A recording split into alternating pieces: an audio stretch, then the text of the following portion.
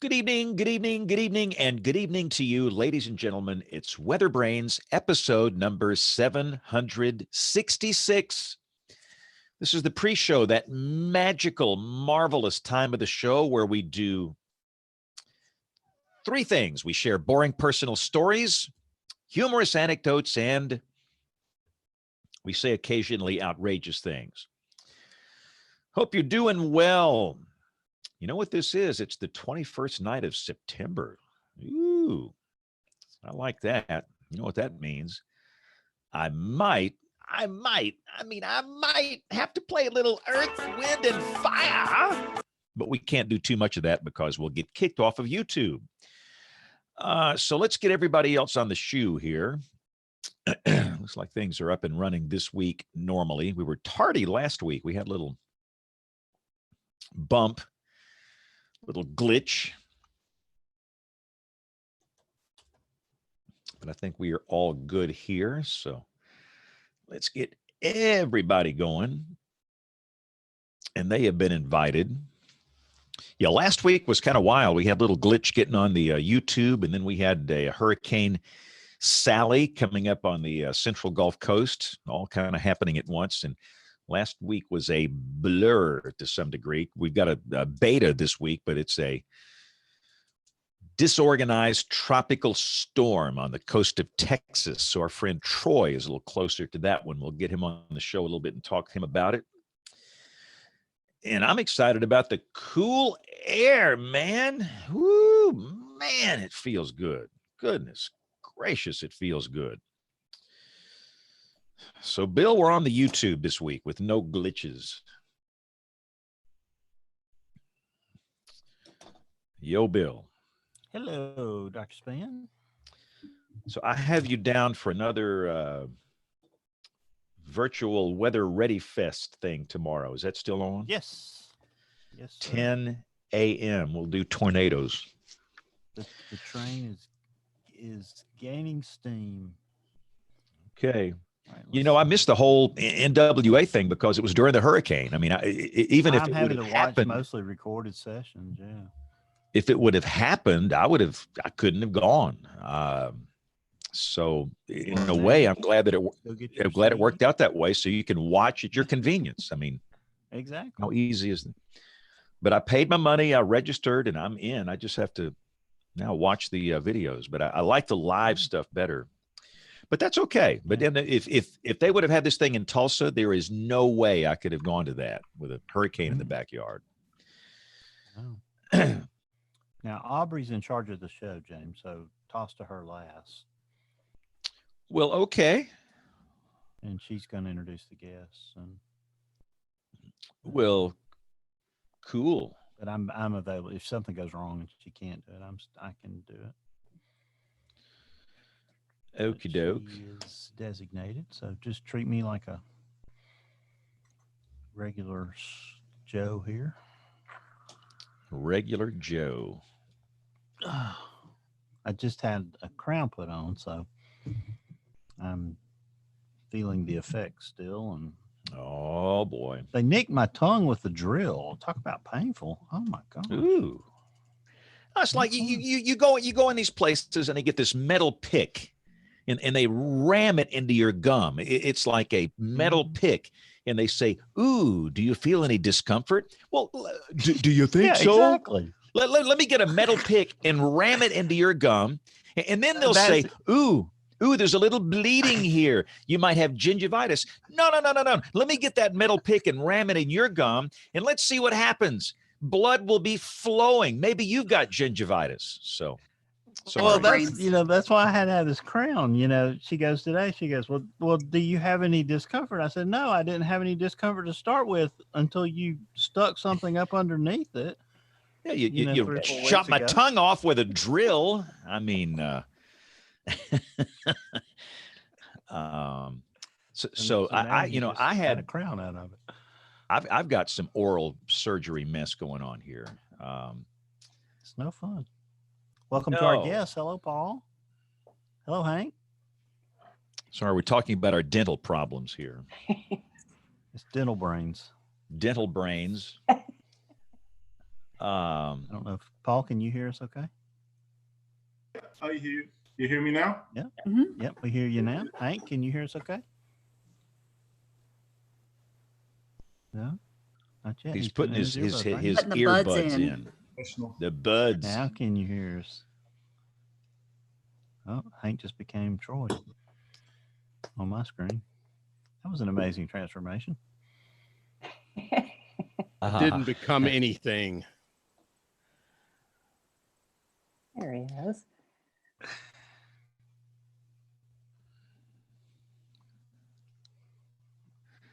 Can you hear Yeah. us? So We got it all quiet there. Hank, can you hear us?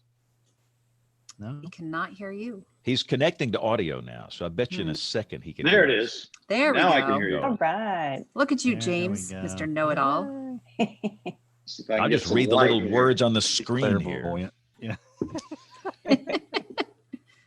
Great setup, Hank. Nice. There we go. There's the light. How are you guys doing? Yeah, Fantastic. good to see you. Great. Yeah, good to see you guys. Great to be here. Are we missing somebody? Is Nate coming in tonight? Paul? Nate is Paul? missing. I'm here. Paul's here. Yeah, Paul's here. Oh, there he is. Paul's in the middle. Howdy. He's in the Paul Lynn Square. Yeah. See, nobody's old enough to remember Hollywood Squares. or Yes, Brady I Bunch. am. I remember. Yes, I am. None of this stuff Paul. means anything to anybody. Merle? What was it? No, what's his name? Merle Merton? Oh, it's coming. It's coming back. Merton. I forgot. Milton Berle? Milton. Milton Berle. Yes. Not Merle. Milton Berle. So Nate just sent a note and said he's out. He said it's been a Monday all day long. Yep. I agree with that. Is there So a way I he'll- can mute my email so it doesn't ding while I'm talking? Ding. I guess it depends on your client of choice. Just an or how you Outlook. get email. I use Gmail. I don't know. I'm not an Outlook guy. Well, let's get this thing started. We're like all here. All right. So let me get track number 1 rolling. Track number 2. And here we go in 5, 4, 3, 2, 1. WeatherBrains is brought to you by the great folks at Midland Weather Radio. Every home, school, and business should have a NOAA Weather Radio, the official voice of the National Weather Service. Ooh, WeatherBrains, episode number 766. Do you remember? Do you remember the 21st night of September? Here we are. It's the 21st night of September. Let's roll some earth, wind, and fire. All right, sorry. We can't That's play. awesome. Take down notice. That's right. We'll be kicked off YouTube immediately. Yeah. One of James's flashbacks. But anyway, That's great. I grew up in a radio station as a child playing rock and roll music on the radio, and this was in the decade of the 1970s. I worked my way through high school and college playing those great songs, and every year on the 21st of September, I have to play Earth, Wind, and Fire, and it just so happened it's WeatherBrains nights. Bill Murray, you remember Earth, Wind, and Fire, don't you? Oh my goodness. It was on 70s on 7 on XM this weekend. It was the 75 to 79 era, which is just the golden era of music to me. And it was just all It was those the great most songs, James. You could just name all of them. I mean, the Heat Wave Oh. and a million of them. They were just beautiful. meanwhile, meanwhile, Aubrey and Jennifer are sitting there going, what are we doing here with all these old people? I know. I'm an 80s girl. I was alive in the 70s. I was in diapers in the 70s, but I was alive No, in the 70s. brother. No, the 80s had We're some great 80s girls. music. I mean, Oh, fantastic. 80s were very good. Mhm. They did. Uh, Talking uh, Heads. And Did you know I Alan love Hunter? the VH1 Bill Murray? documentary. Have y'all seen the VH1 documentary that ran on Biography last week? Mm-mm.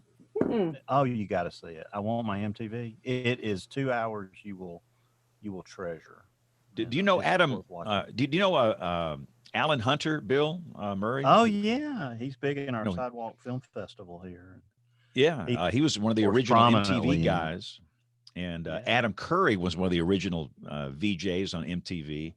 He does a podcast called No Agenda, and it's funny.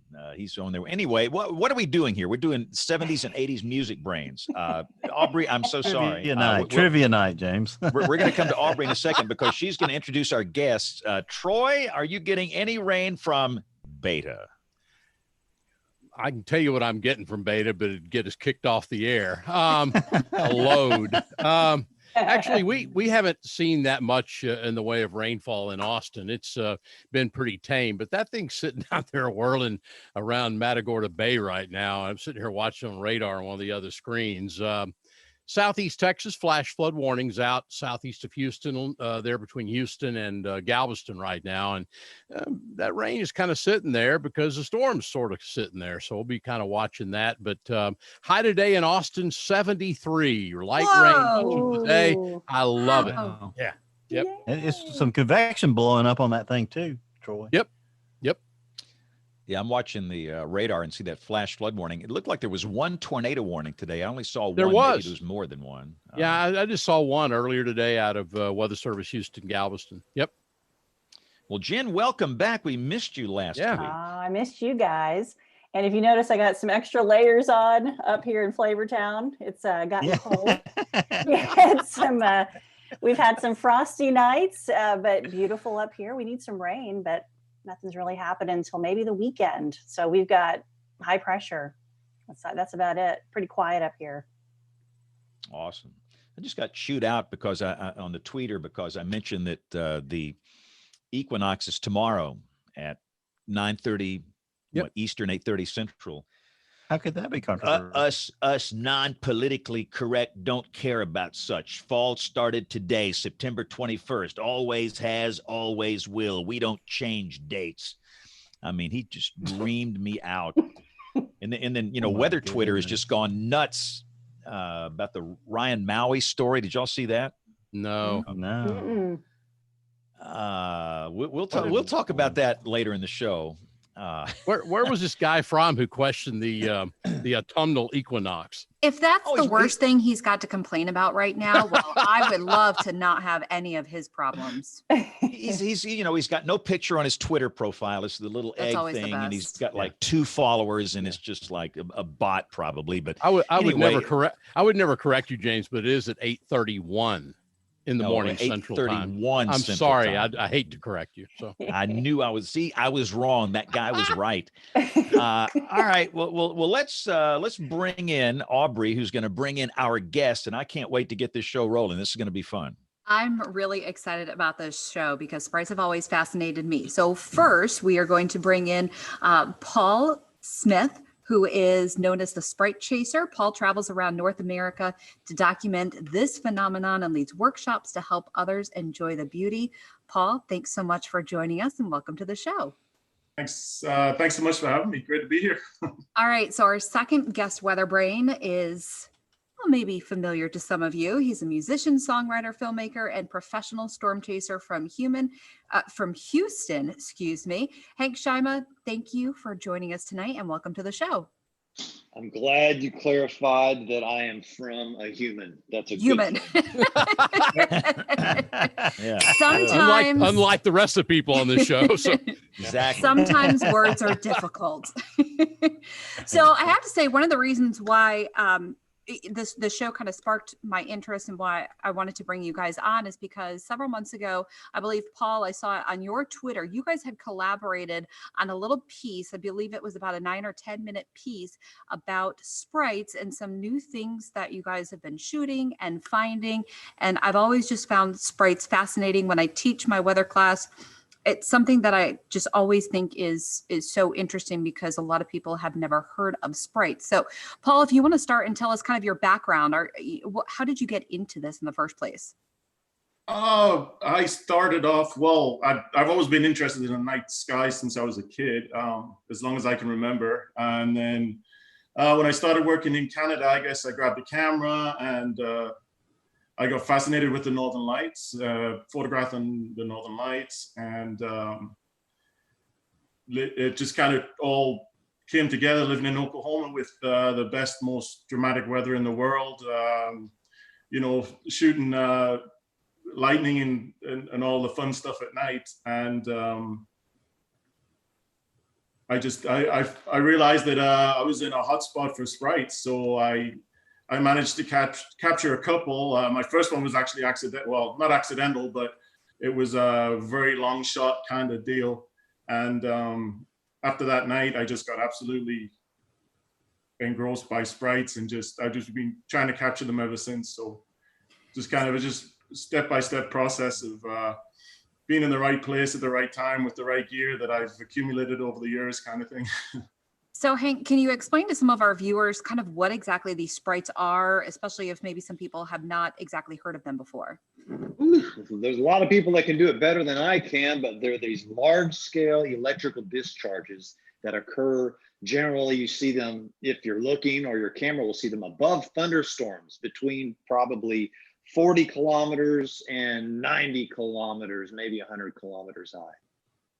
So in your video, you guys talk about how sometimes they're often called, you know, lightning, kind of in the upper lightning, but it's more of an electrical discharge, maybe more common with the aurora borealis.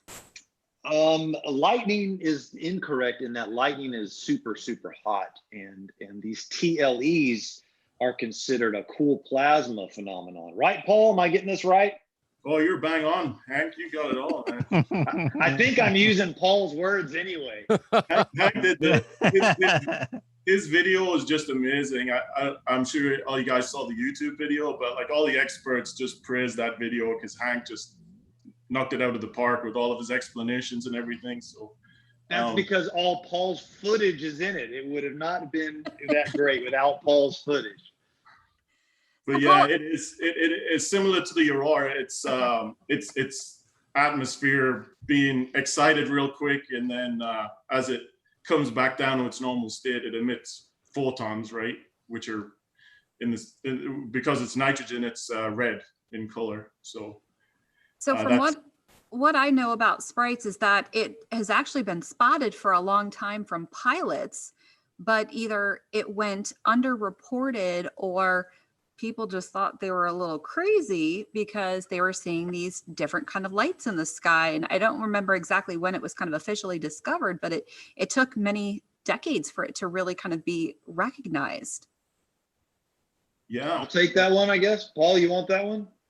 Well, I was just going to say, actually, my local favorite meteorologist, Emily Sutton, she saw her first one from an airplane seat just 2 weeks ago, and she got it on her iPhone XR as well, but she saw it with her eyes as well as captured it with her phone. So yeah, it was kind of neat that she was up obviously in the plane above a storm at twilight, and she saw one with her eyes. So I mean, yeah, it's been seen a lot by pilots and things like that. But it's just so quick. It's like your brain doesn't really register what you've seen, I don't think, quick enough. Perhaps if you're not looking for it, or you're not focused on that exact spot, if you're not looking at that exact area, you probably won't think that you've seen anything. But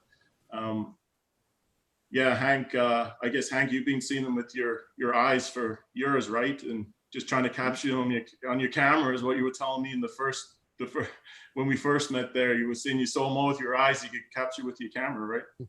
Yeah, I mean, I tried to capture sprites and was just having terrible luck. And I didn't, just none of the storms that I was aiming towards shot them. And then one night in Kansas, or no, I was coming home from Kansas, and it was one of those clear, crystal clear nights. We were on the clean side of the front, so there was no humidity, there was no moon.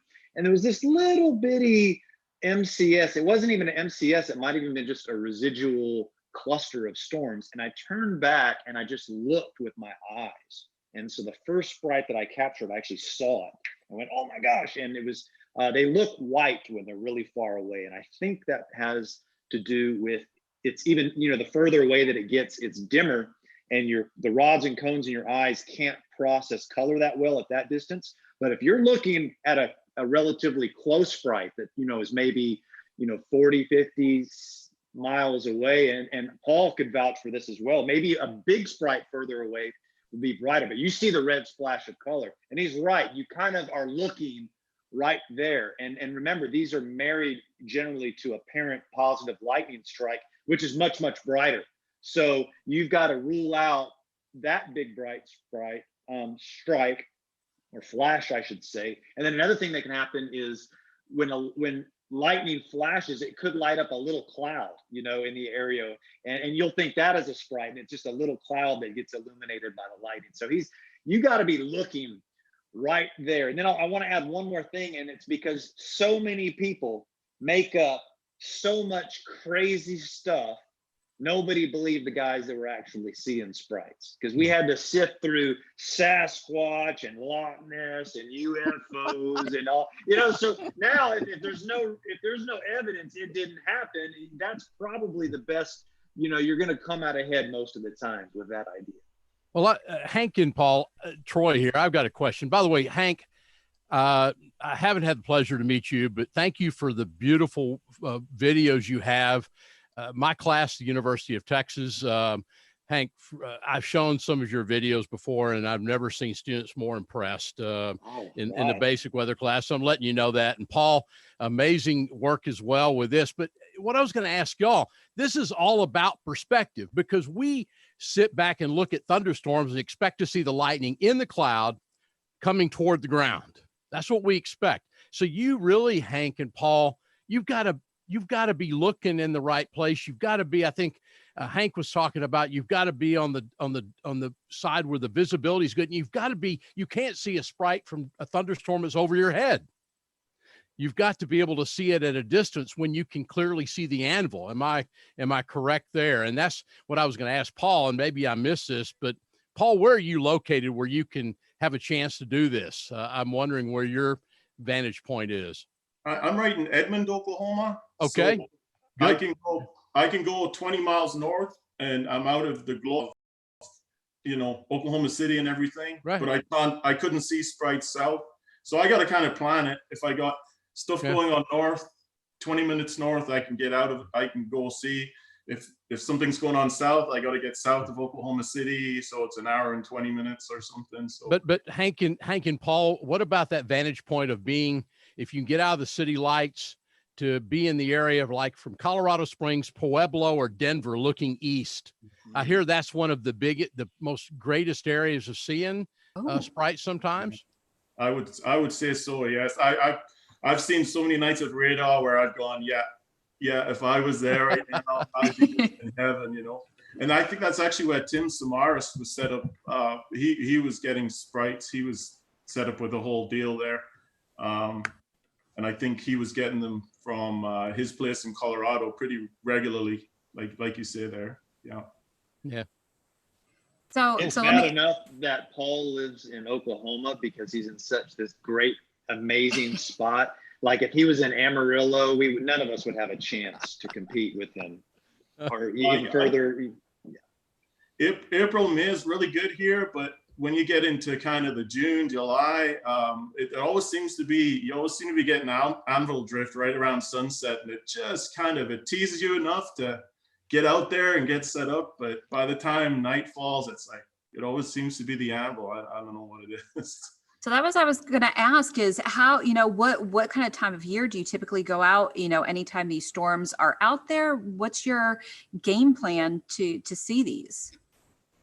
For me, I just kind of, I chase the SPC normally. Just, I'm looking for the nighttime convection and squall lines and the big MCSs. And I don't know, right now I'd take just anything. I'm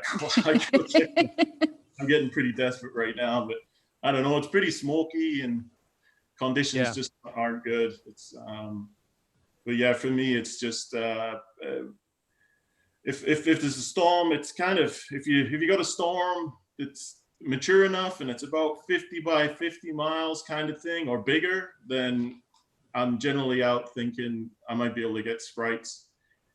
Through trial and error, anything smaller than that, it's just kind of been hours and hours of gigabytes of footage with nothing. So you're looking for more complexes, kind of, you know, either big squall lines, big. Yeah, complexes. absolutely. It's like the more mature ones, especially if they've been going for a while before sunset, I get pretty excited. Otherwise, it's like if something starts around sunset, 2, 3, 4 in the morning might be when you start getting really good, consistent sprites, you know. So, yeah. And then, how did you guys end up teaming up together? Was this an accident, or did you guys kind of, you know, fish each other out a little bit? I hunted him down. I was just driving. I mean, because I guess my first target is the mesocyclone, right? And all of the luster that comes with that. And then the sun goes down and it's like, okay, let's go for some sprites. And usually, you know, I found myself driving 3-4 hours upstream, trying to just get away from the anvil. And Paul, and I'm thinking this is going to be a good spriter. And then I never am able to escape the anvil cloud. And then the next day I get on Facebook and Paul's just showing all these crazy colors. And so I guess I started asking him questions and he was kind enough to answer a few of them. And there you go. So what kind of special equipment do you guys have to capture these brilliant beings at night? I don't think it's special equipment as much as it is the determination to, like he said, Paul will go and Scott Kearns and other guys we talked to, they camp out over these, thunderstorms or away from them. And you're just waiting and waiting and waiting. It's like surfing or fishing, like surf's up. All of a sudden it starts happening. So a lot of everybody's using an array of cameras nowadays are sensitive enough to capture sprites. So I don't think it's a gear thing, because if it was, anybody can catch them, probably not with your cell phone, but with the modern mirrorless lenses and DSLRs, right, Paul? Yeah, 100%.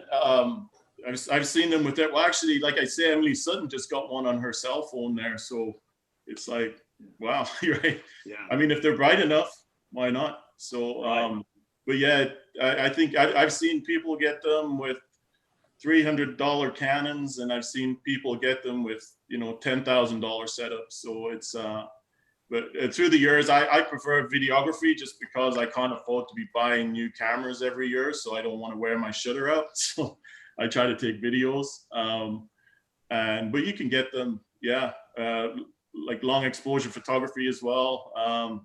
Same kind of settings you'd use for Milky Way photography, right, Hank? Stuff like that. Yeah, that's a question that I get, and I don't want to encourage people that you have to go out and buy all this expensive gear and stuff like that. It's the same thing with guitars. Like, you can get it done, with an average guitar, and not only that, but the $300 Canons and cameras that Paul's talking about, that 10 years ago was the greatest thing in the world. The best camera you could have, and people were getting sprites back then too. So the thing, I guess the point is, I'm trying to get at it, it's really the determination and the patience is the best camera that you can, or tool that you could have. So is part of the process just like taking lightning, where you just open the shutter and wait for it to flash and then take the exposure and just do that over and over? If you're just doing it with an SLR, is that what you do? Yeah, that's what I do. And then it's, if you don't get sprites, you end up with a nice time lapse potentially kind of thing, right? you get gravity waves or stars or something else neat, or meteors, But I just generally have, I'm a camera addict now, and over the years I got like 6 cameras going on. Not 6, 5 cameras going at night now, and I end up with like a pile of memory cards like this at the end of the night. And so it takes me a week to go through one night's worth of stuff sometimes. And some really cool event might stick out in my mind, and I might be able to go right to that and post it the next day. But I'm still going through stuff from July I haven't seen with my own eyes yet. I'm still finding stuff on footage, and so it's it's just for me, I don't like missing a beat. So yeah, I got a bunch of cameras just shooting kind of continuously, and gather the footage, store it, review it, and fingers crossed that something happened and I didn't just waste $80 in gas kind of thing. So what specifically are you looking for when you're planning your chase, your Sprite chase, in the afternoon? Are you looking at radar, satellite, models? What kind of, charts do you want to peek at, Yeah, I usually go to like the COD, like the sim reflectivity, and kind of see where everything's going to set up around sunset, and but then generally, and then I look and see where the most important thing is having your clear sky view, right? So it's figuring out where the clouds are going to be and where you're going to be at the right distance to see above the storm without cloud anyway. So that's the big challenge. And then of course, once I'm actually driving to my spot, there might be a high level of cirrus that, is going to mess everything up, which it maybe isn't being factored into the forecast or whatever else. So I might have to adjust and get away from that. And it's just, it's kind of a process, and it's very rare that everything sets up just right from where I figure I need to be at 5 o'clock at night. Everything sets up right at 9. It's usually last minute adjustments and, move 30 miles this way, 30 miles that way or whatever. But I got a whole bunch of places bookmarked on my phone now where I know there's dark skies, maybe there's a windmill in the foreground, or what I mean, just places I can kind of get to last minute, and so I know I'm in for a good shot. It's pretty fun. It's nowhere near as exciting as Hank with his tornadoes, but my wife won't let me do those things. So. Yeah, we got to get into that in a little bit. We got to ask about El Reno and some of the other stuff too. Well, I'm curious what your distant goal is when you're shooting these. Are you looking for the 40 to 60 miles away from the storm? Or are you looking a little bit closer, a little bit further? Do you go, 70, 80 miles away?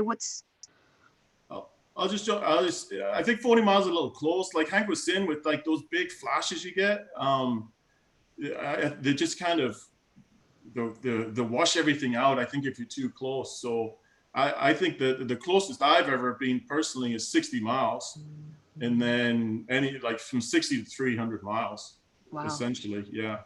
So, but I mean, once you get into the long range captures, you're really degraded quality, and they're usually low on the horizon. So, right. You lose a lot of features and stuff, but you can still get some really neat stuff from long range. Like I got sprites over Hannah when it was off the Gulf there.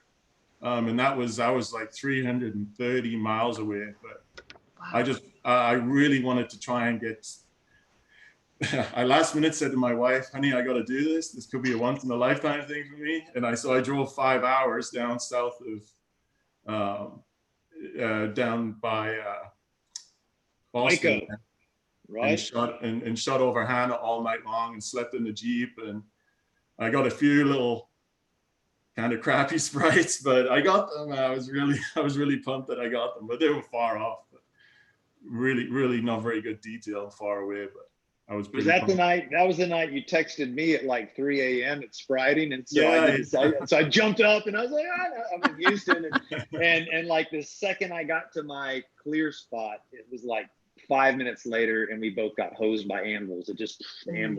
Yeah.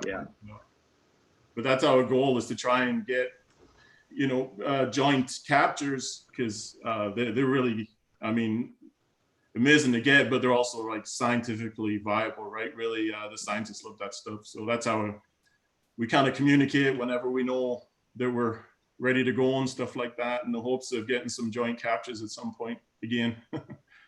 So let's talk about the video and the joint captures that you guys did, because you guys think you discovered something that no one else has seen before. Can you talk about that and what these fascinating elements are? Hank? Yeah. So this is what we call in poker a bad beat, when the guy who's the best at playing poker loses to the new guy coming around the corner. And so I'm finally, this was, what year was this, Paul? This was 2018, I think, right? It was end of 18, yeah. Yeah, and I'm finally got a few good Sprite storms, because I've gotten so many poor Sprite storms prior to that, and I finally got had a good year for Sprites, and I think a lot of people did in 2018. I think 2018 for the average storm chaser was a good year for Sprites. But anyway, I was shooting these Sprites and was just all excited, and go right back to the hotel, and I'm watching the footage, and there's a green afterglow after the Sprite, and I'm watching it over and over again, and I know right away, I'm thinking, that is something I've never heard of before. And I made the mistake before of jumping to conclusions. I once documented 14 upward leaders shooting up out of the ground at once. And I thought that had never been documented before. And it turns out it had. I just had to dig deeper. So I was hesitant. I knew I'd never seen it. I knew all the people I know hadn't seen it, but I had to check. So I called Paul, told him what I was seeing. And he was kind of treating me like I saw a UFO, like, okay, all right, like, I want to believe you. And I told him, I said, dude, and I think he believed me. I don't know if I was convincing enough. And he said, and right then he hypothesized all over the phone, and his hypothesis to this day is the same, and that's that maybe the particles are exciting oxygen for some reason instead of nitrogen at that altitude. Maybe they're getting a little bit higher. Maybe there's a gravity wave dipping down, bringing oxygen lower. Now Paul seems to, it seems to also be occurring, at least to a visible, to where you can detect it with the larger Sprites. I mean, it could be happening with the tiny ones, but it's just not bright enough to be detectable by, by the eye or by our current sensors. But with the ones that we're seeing, and Paul's seen much more than we have, it seems like these big, powerful Sprites are somehow also exciting oxygen, which seems to have an excitation duration longer than nitrogen, perhaps. And yeah, so anyway, we posted it right away with his hypothesis online, and we were trying to ferret out, if this had been seen, what people thought, and it was kind of split down the middle. A lot of the skeptics were thinking it was a camera sensors, which we were very grateful of all the skepticism. We wanted that, and now it seems pretty universal that we've got something new. Yeah, exactly. We had in the past. I've captured some weird stuff in the past, and there's a whole wide array of people overseas and stuff who've been capturing this stuff for a while. And a lot of stuff I've captured in the past have managed to write off as sensor error, an error with the camera sensor, or a bug flying in front of the screen or something like that. But Hank's was definitely a thing. It was really, really exciting to see it. And yeah, first guy on the planet to really say, hey, this is something. You guys named it. You guys named it. Yeah, Hank named it. Yeah, we worked together, collaborating, because we had to make sure Paul's hypothesis was solid. It's still holding up. So we wanted to name it something, at least a preliminary naming, that kept, we decided not to call it the Shima Smith phenomenon. No. But no, so we came up with an acronym for green emissions of oxygen in Sprite tops. Originally it was tips, but then we thought, well, there's tips on the box, so it had to be tops, and that's an acronym for ghost. And ghost is in theme with pixies, with trolls, with elves, and with sprites. So we felt like we were trying to do the best we could for the science, and hopefully the name would stick. And it's better than just keep saying green afterglow, or right. It's like, sake of conversation, let's give it a name. Give it a name. See if it sticks. Yeah, you don't want to scream green afterglow after a Sprite. It's easier to go ghost. Yeah. I think they left us, dude. It's just me and you. No, we are still here. So what's the next step as you guys are continuing to do this? Are you trying to get this kind of scientifically proven? Is it what's your next step? Or are you just still going out there and getting as many Sprites as you can?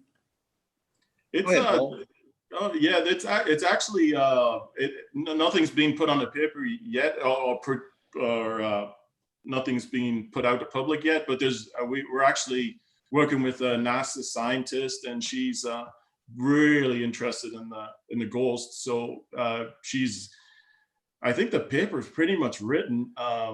It's just a matter of getting it out in the journals, and then she's always interested. We send all the captures over to her, and so it's kind of going to be an ongoing thing going forward, because with the climatology and global warming and stuff like that, there's been some suggestions that perhaps these could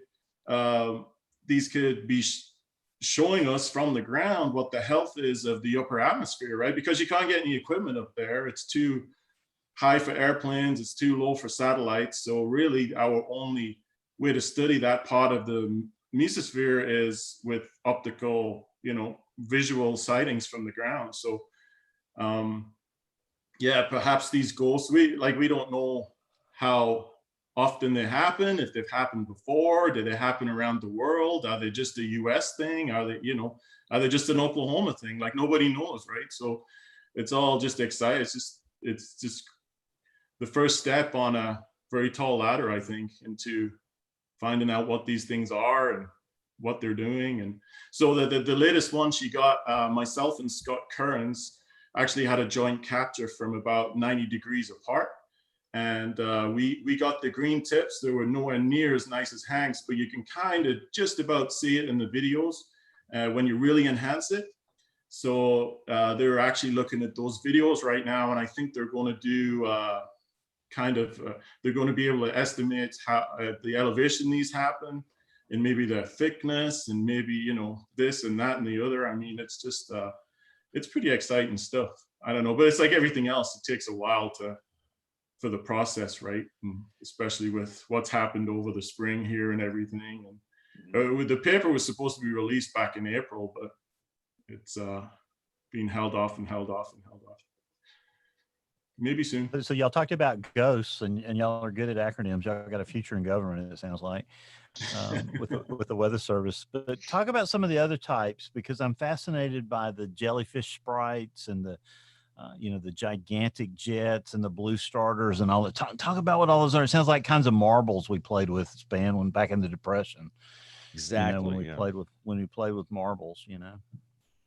Yeah, that was it. That was what was really exciting. Okay, so another part of Hank and I's collaboration was when he was driving from tornadoes in northern Kansas one day, and I was shooting sprites over central Kansas, and I just kind of called him on the happen chance that he might be in the area, and he was driving under the very system I was shooting over. So he's like, "I'm getting flashes all around me, man. Just tell me when you see sprites." And, and he's recording everything. So we just kind of, that was a really cool night. I was getting sprites and he was getting the associated lightning. And so a lot of these different ships, like, nobody knows the morphology. Like you see, you got these big jellyfish sprites, and you've got these little tiny, some of them are just little tiny beads, some of them are big tall column sprites, and really the morphology, what causes it, is still a mystery. And so this was my first thoughts when I was thinking of collaborations, was to get somebody under an MCS, and then 3 guys getting the sprites around it, to get like a 3D image of the sprite, and then the guy saying this kind of lightning caused this kind of sprite. And I just think that would be amazing. That would be like groundbreaking stuff, I think. And we kind of did that one night. We tried anyways, we attempted it, we gave it our all, and I think it was fun. It was certainly fun for me. I was kind of screaming and hollering in the middle of the Oklahoma wilderness there. And, I scream more for a sprite than I do for a tornado now. If I see a tornado, I'm whispering to myself and thinking about a sprite. I just lose my cool. It's like the Jack in the Box pops up. It happened. You've been waiting for a year, and then finally you get a microsecond, splash of red. And then there's other ones. Hank's captured some very rarely captured events, which are like. So you've got the sprites above, and then when there's sometimes when there's continuing current in the strong lightning, you get these jets coming up. Like it's millisecond stuff, but these jets come up from the cloud top to where the sprites were. And nobody really knows the physics behind that. There's about 3 papers out there that I've seen that try to explain it. And Hank captured some really good examples. And that one there is my best example. Just a whole bunch of jets coming out of the cloud top, and they're going pink, purple, red as they get higher in the atmosphere. And like as Hank explains on his video, how the nitrogen levels in the atmosphere explain the different colors at different heights. It's just fascinating stuff. Like, I just hope before I croak that we find out more about it than we already know. Just we don't seem to be doing much in the US and as far as researching this stuff. I don't know, it's strange. It's like they're doing a whole bunch in Europe, but not here. Yeah.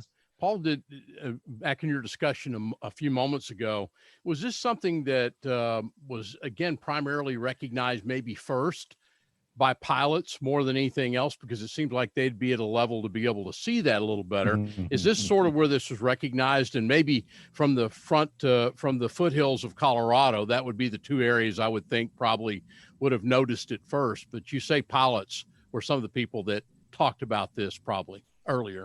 Yeah, some of the pilots were seeing it, and it was hypothesized that somebody really smart somewhere said that this is happening. And actually they also said that they thought as it was happening on this side of the earth, there had to be something happening on the opposite side of the earth. So I don't know if they've done anything with regards to that, but it was hypothesized. And then the first guys to get it, they were just messing around, University of Alaska, just messing around with light sensitive camera gear, and something and one flashed up, and then history was made, right? They weren't even aiming at a storm or on purpose or anything. They just totally captured it on accident. So, but yeah, I think, from what I've heard, accounts from pilots, when I was reading some papers, that's what they were talking about. There was eyewitness accounts from pilots and stuff. But I think a lot of those guys just kind of like brush the weird stuff off and get on with their job, right?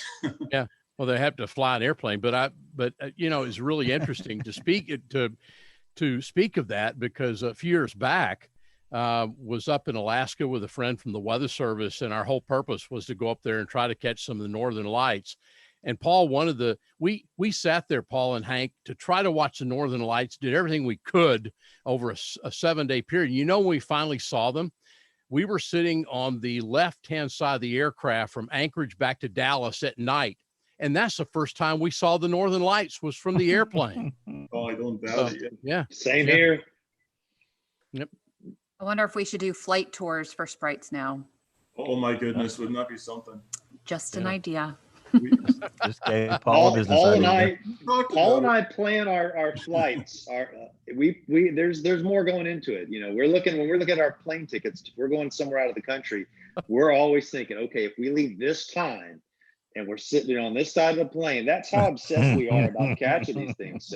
So I flew to Australia last year to hunt lightning in the Northern Territory. And it looked like I was going over this big tropical storm. And I was like, Paul, I was just saying, oh, it's on.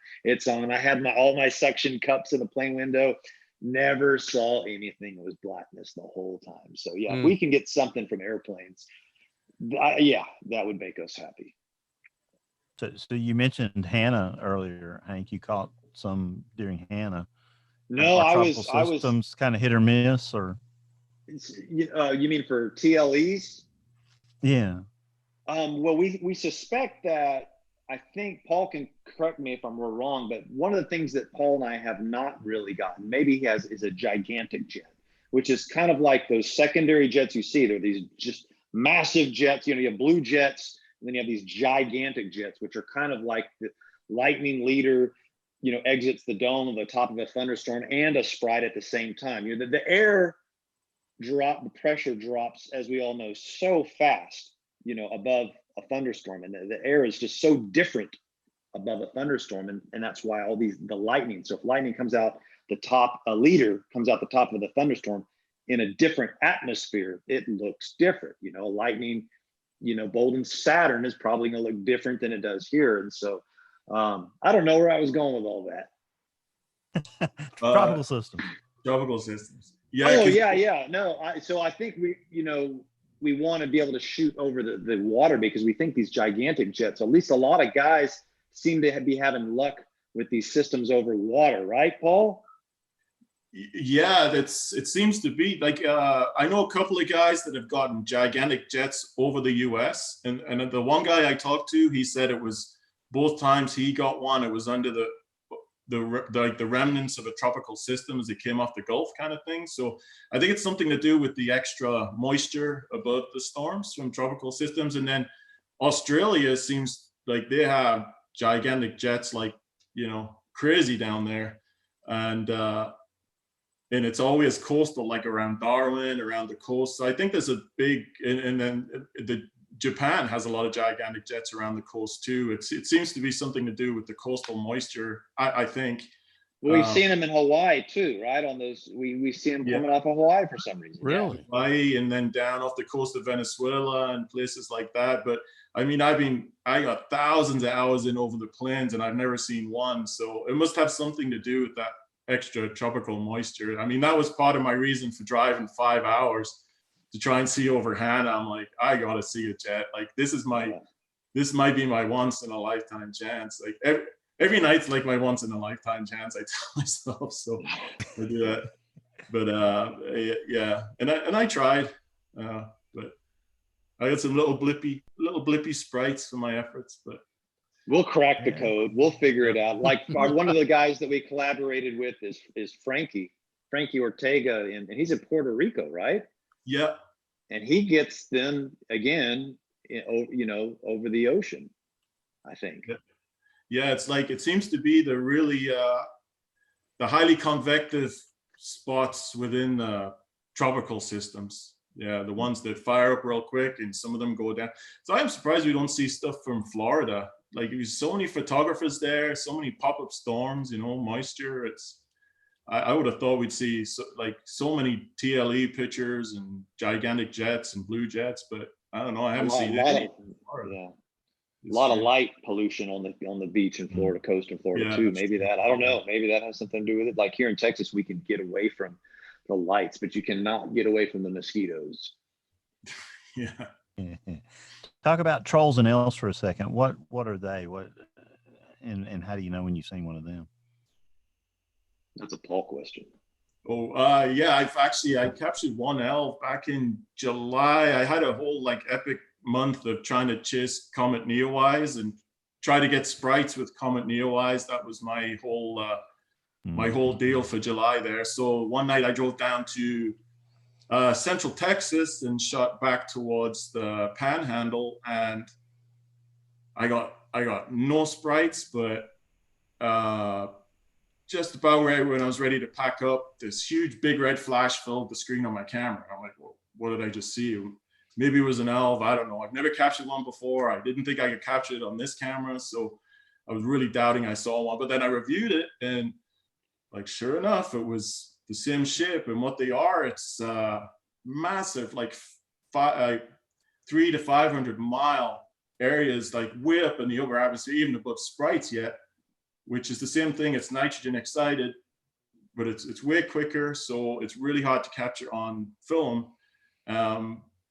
And so I posted it on Twitter and talked to a few guys on Twitter, and they had the lightning data available, and we kind of tracked it down to a massive, like 450 Ka bolt, positive lightning bolt up by Dalhart, which is like, you know, that's like 15 times more powerful than an average positive strike, a really unusual powerful strike. So it kind of, what happens is with these big, really big positive bolts, it sets off like an EMP almost, and it causes that big red glowing elf that you see that I captured.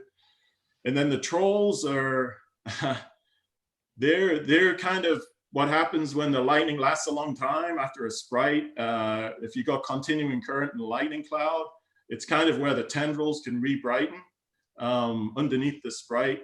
So after you've had a sprite, it's got its tendrils, the sprite will go away, and then the tendrils will re-brighten, and that's what they call a troll. it's another thing that's kind of hard to capture on camera. But it's really cool when you do. There's really not many papers on that either. Yeah. Guys, I'm fascinated. I mean, I'm in awe by this conversation, and I am a complete novice when it comes to photography, because most of my storm chasing is done behind this microphone, and I've only been able to get out and actually go storm chasing one time in Kansas. And I lived in Georgia. You can't really see a whole lot there in Atlanta.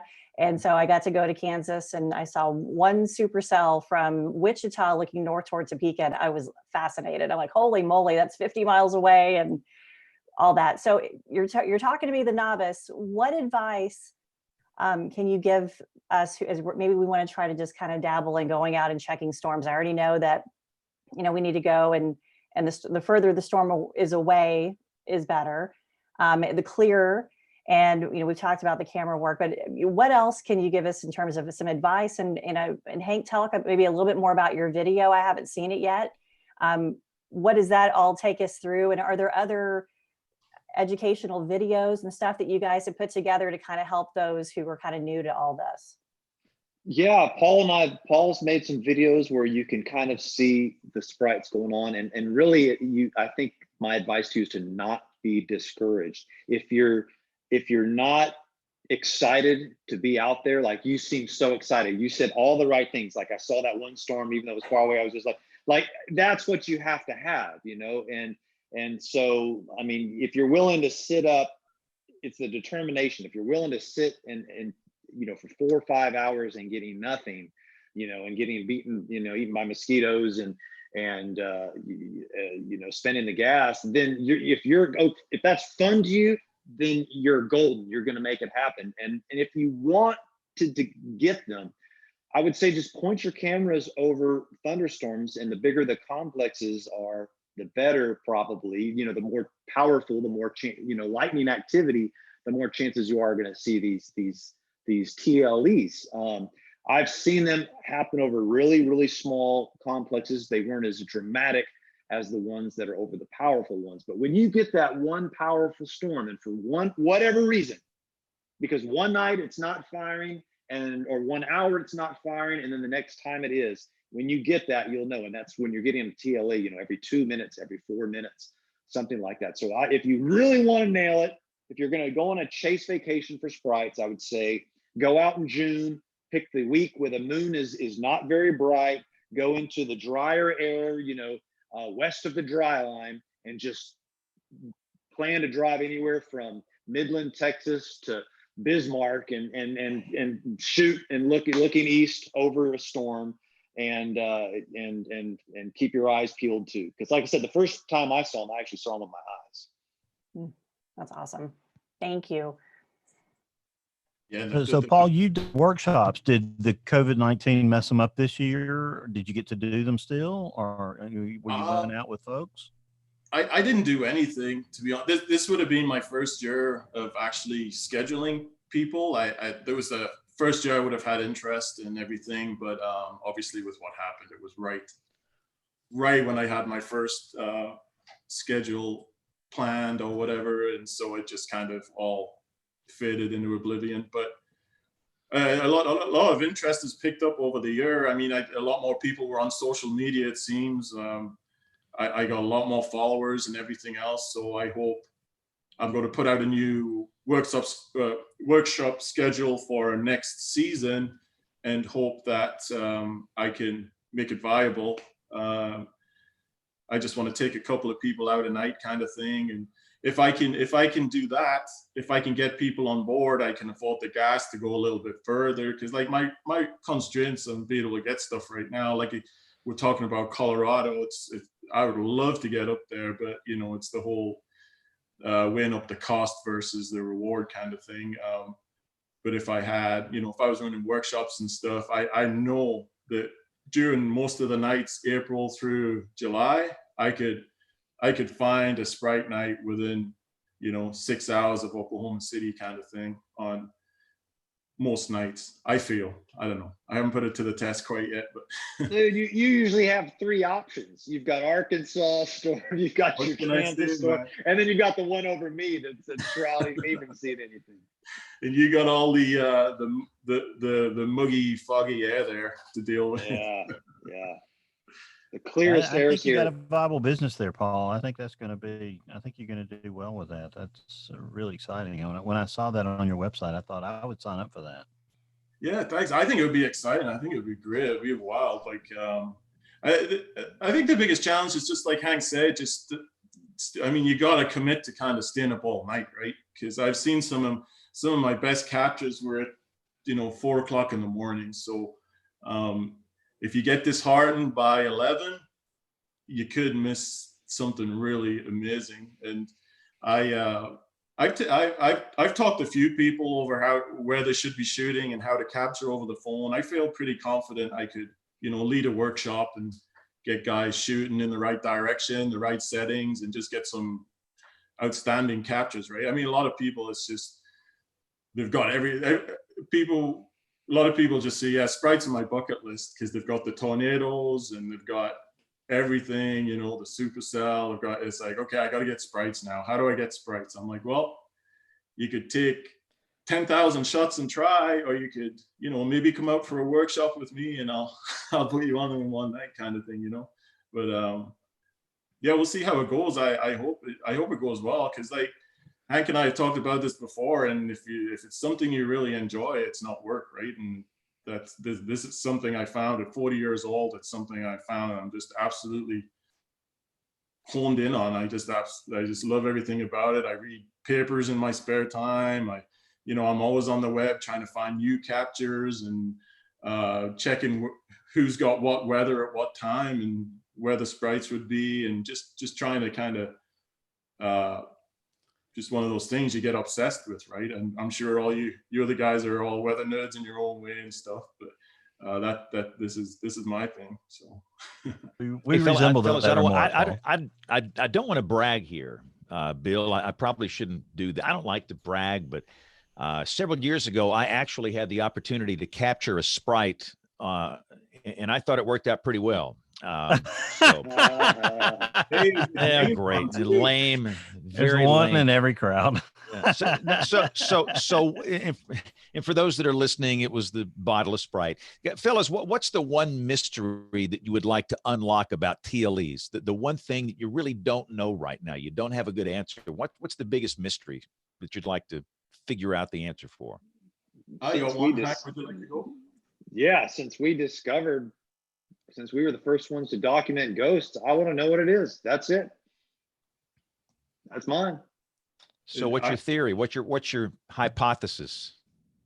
I'm not as keen on the physics as the people around me, but the excitation of oxygen seems to make sense. I don't know if I'm biased because that was planted in my brain before I started doing research on them. But it really seems like that might be what's going on, unless there's a whole other process that we know of that emits green light. And even the green that you see is kind of that aurora green as well. So I would put my chips on that. But again, this is science, if that's not what it is, and we know that's not what it is, then that's awesome. If we're right or wrong, it's awesome because we know something. Paul, what say you? Well, and then just to carry on from that, when you find out what it is it helpful to the environment? Is it harmful? Is it important? Is it just something that looks cool? But to me, it's like Hank and I were talking about before. We found this. What else is out there that's to be found? And the only way you're going to find it is to keep looking. What else is going on that hasn't been discovered yet? What else is there that we can be the first to find? We're really in one of the best spots in the world to kind of observe this stuff. So I think it's our obligation to keep looking, personally. Hank, you had an interesting path to get to sort of follow your love of meteorology. Talk about that, the things that you did to, to start actually becoming sort of a practitioner to some degree in meteorology and become a storm chaser. I think it's probably similar for a lot of us. Anybody who's listening to this podcast, we all for some reason, for whatever reason, we have this weird fascination with weather, where if there was lightning, we were the ones that stayed longer watching it. We were the ones, some people just open the window, they look at the thunderstorm, then they go back. We all just have this appreciation for Mother Nature, and we're willing to sacrifice a lot of things to go see that. And so this is something I've been doing since I was a kid, is trying to document lightning, and finally started getting good at it. And it was more for your own portfolio, or so that you could relive the experience, so you saw the lightning, and now I want to relive that experience. The same thing with a tornado. It's why we all have to roll videos, so that we can remember it clearly. And then I remember my first tornado was in 2002, and I was driving back to Houston afterwards, and we drove past one of the TV satellites, because back then you would bring them open your camera, pull out the VHS tape, put it in their truck, and then they would beam it to the radio station, and they gave me $50. And I thought, holy moly, that's going to pay for half of our gas, which keeps you alive for another half a day to do it again. And so if you can figure out how to monetize it, then you can do it again and again and again. I have to and say, you worked with Neil Frank for a little while. Sorry, Paul, I don't want to interrupt you. So you finish what you were going to say there, and then I want to ask that. Worked with Dr. Neil for 10 years. Well, good. I want to hear some Neil Frank stories, because he's one of our heroes.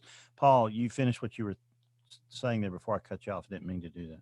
Oh, I was just gonna say, as far with what Hank does, I don't know if people have never tried to put together a video before. Like, it's one thing to enjoy weather, and it's one thing to capture weather, but to be able to present it in the style that Hank does, and in the professional, man, it just, I've never been so appreciative of the way that somebody put something together. Like, I've started to try and do my own videos, and I'll tell you what, man, like the getting there takes an hour, the getting the captures takes a night, the compiling it all takes another night, and then the way Hank presents it, it just blows my mind, because I can't do that. I can't do what he can do in a month. I can't put that together in 6 months. It's just incredible. It's Thanks, dude. Presentation side of his work is phenomenal. And you were a cameraman for a TV station, right? Hank? Yeah, for CBS here in Houston. And Dr. Neil. And so James, there's never been an uninteresting cameraman, I don't think, has there? KHOU Houston. Yes. Yeah. Well, the whole point of that. Did Belo own the station when you worked there? Was it Belo Broadcasting? Belo owned the station. Yeah, babe. Those were the glory days. Yeah. The glory days. Tell us lots of good Neil Frank stories, because he's one of our heroes. We've never been able to get him on the show. His awesome. Exact response was, why would I want to do that? He's so awesome. Right. That's how he thinks. First off, about Neil is he does not think severe weather is cool. He thinks it's destructive and devastating. He thinks families are cool, and he's trying to protect families. So when you, even though I'm getting all excited, I'm saying, Doc, where's the tornado? He just kind of shakes his head and goes, you're probably going to want to go in this vicinity. The other thing about Doc Doc hates snakes. I love snakes. And so he was so intrigued with the idea that somebody likes snakes. And so he lives in a town, I don't want to say it on the air, but a town west of Houston. And I'd always tell him, I was like, Doc, I went out and I found all these snakes, and I didn't know where to take them. So I took them to this little town and let them go so that they'd be happy out there. It was his town, of course. And he would just shake his head. But the nicest guy in the world, drives an old white Buick, and the most humble guy, and nothing but good things to say about him. He's nicer than you could ever imagine. He was so kind to me, Bill. I was like a young kid back in the late 70s, and I saw him and I was so intimidated. Wow, this is Neil Frank. the Hurricane Right. Center guy. And he went out of his way just to be so kind to me. And my wife was there, and he really is. And I've, obviously talked with him many times over the years. So we got to get him on the show. I'll think of a good reason why he needs to come on this show. Did he ever tell you any stories from his Hurricane Center days, Hank? Yeah, that stand out? Yeah, like I always loved going to all the different islands, and he's like, they're all the same because they're all the same to me. He's got, he's because of course he sees them when they're destroyed, but he's been to every island in the Lesser Antilles, every island in the Greater Antilles, and I guess that's his job. He just wants to be home with his family. He's a good old Kansas boy, and wants to be with his grandchildren. That's his pride. If you go into his office, there's no trophies, there's no murals, there's just a giant pictures of his family everywhere.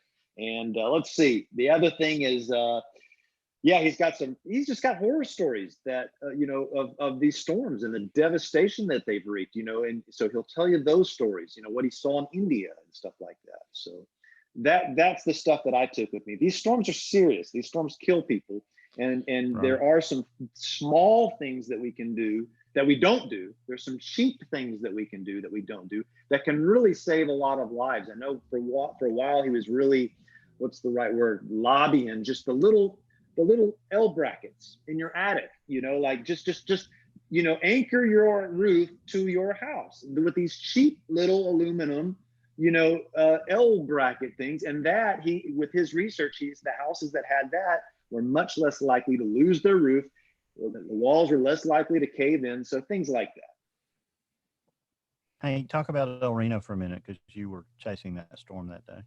Yeah, El Reno. Wow, I'm working on another story about that right now with Dr. Anton Simon. I guess he's kind of an authority on that storm. But El Reno 2013, we should say, because I was at El Reno 2011 as well and watched the EF5 go, and got that EF5. And then, of course, 2 years later, 20 miles down the road, saw the 2.6 mile wide, EF3 arguably, go through El Reno. But the thing about that was it wasn't pretty. It wasn't this beautiful thing that you saw. It's kind of going back at your footage afterwards. And now that we know what it was, I was just talking to Skip Talbot today, and he was talking about, we were fixating on the subvortices. We were thinking that the giant subvortices was the tornado. We didn't even think the whole thing was the tornado. And then Jennifer Brindley says, that rain curtains are moving really, really fast, all the way across the horizon. And I think everybody has that story when they realized, again, I just thought this is like the mesocyclone just sat down is what I thought. Which that might have been what happened. Yeah. And you came down to Mississippi this last spring and we're here for Easter Sunday, right? Yeah, was there for that, and the week afterwards. So got very close to the EF4 that went through Soso, Mississippi. Is that how you say it? And then a week later, the EF I was running from, I believe it was an EF4 as well, and I was in the path of an EF4 that was moving 55 miles per hour. It was a mile wide at times, and there was no way to get out of its path. And I was in its path for an hour because I was on the one paved road, and the one highway, the 4-lane highway. You didn't dare take an escape route to the north or south because the tornadoes had gone through the week prior. There was trees down everywhere already from the previous storms. And it was just following me all the way to Hattiesburg, just the whole way. So the interesting thing about those storms is you could not see them. I got extremely close enough to hear the Soso, Mississippi tornado. This has never happened where I could hear the grumbling roar and couldn't see it because they were high precipitation storms.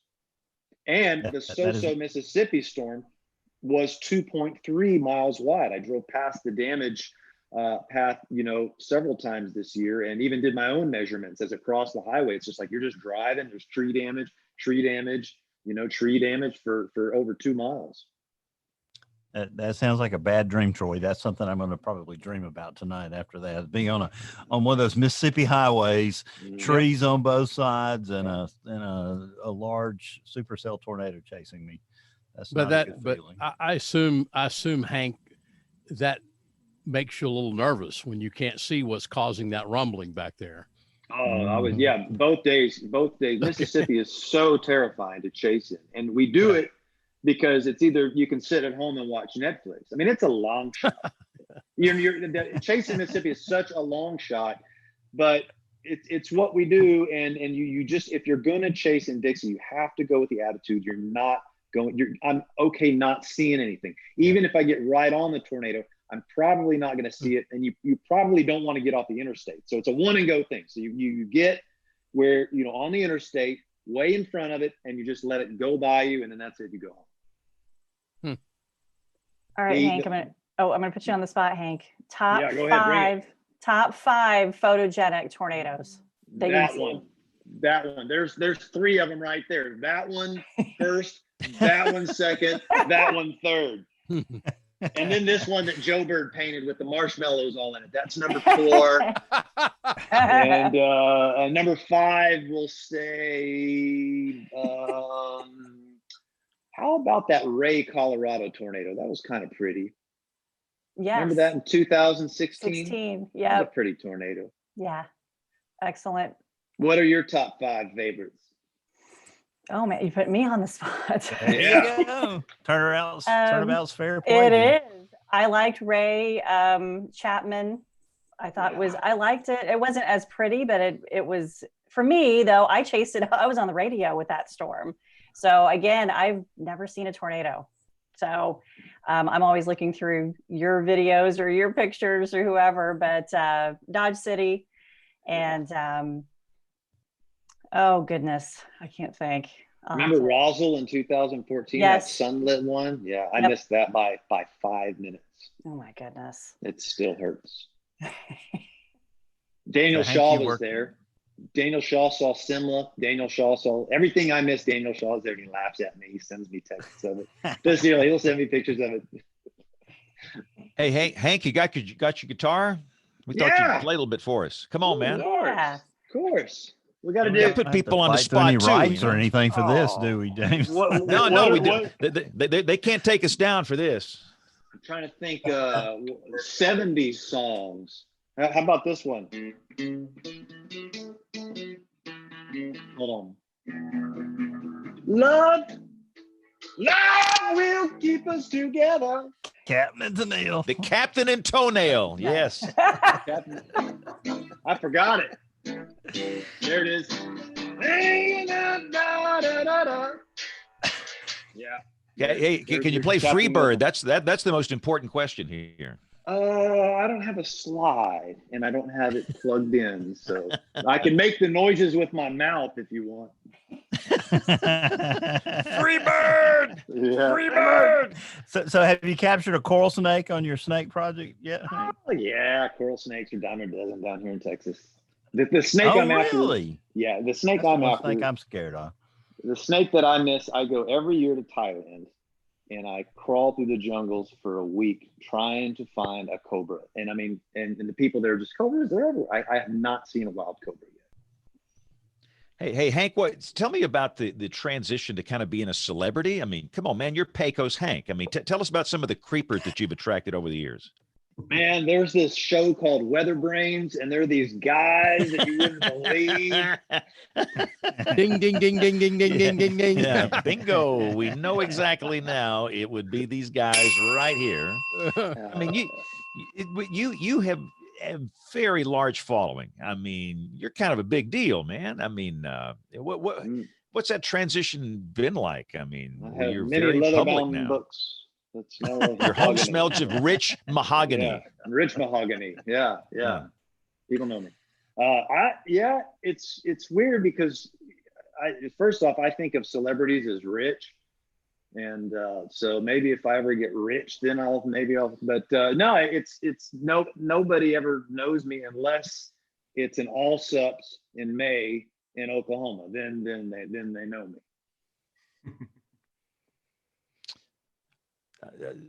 Come on, you guys know he's getting wealthy off these YouTube videos, all that Google AdSense money.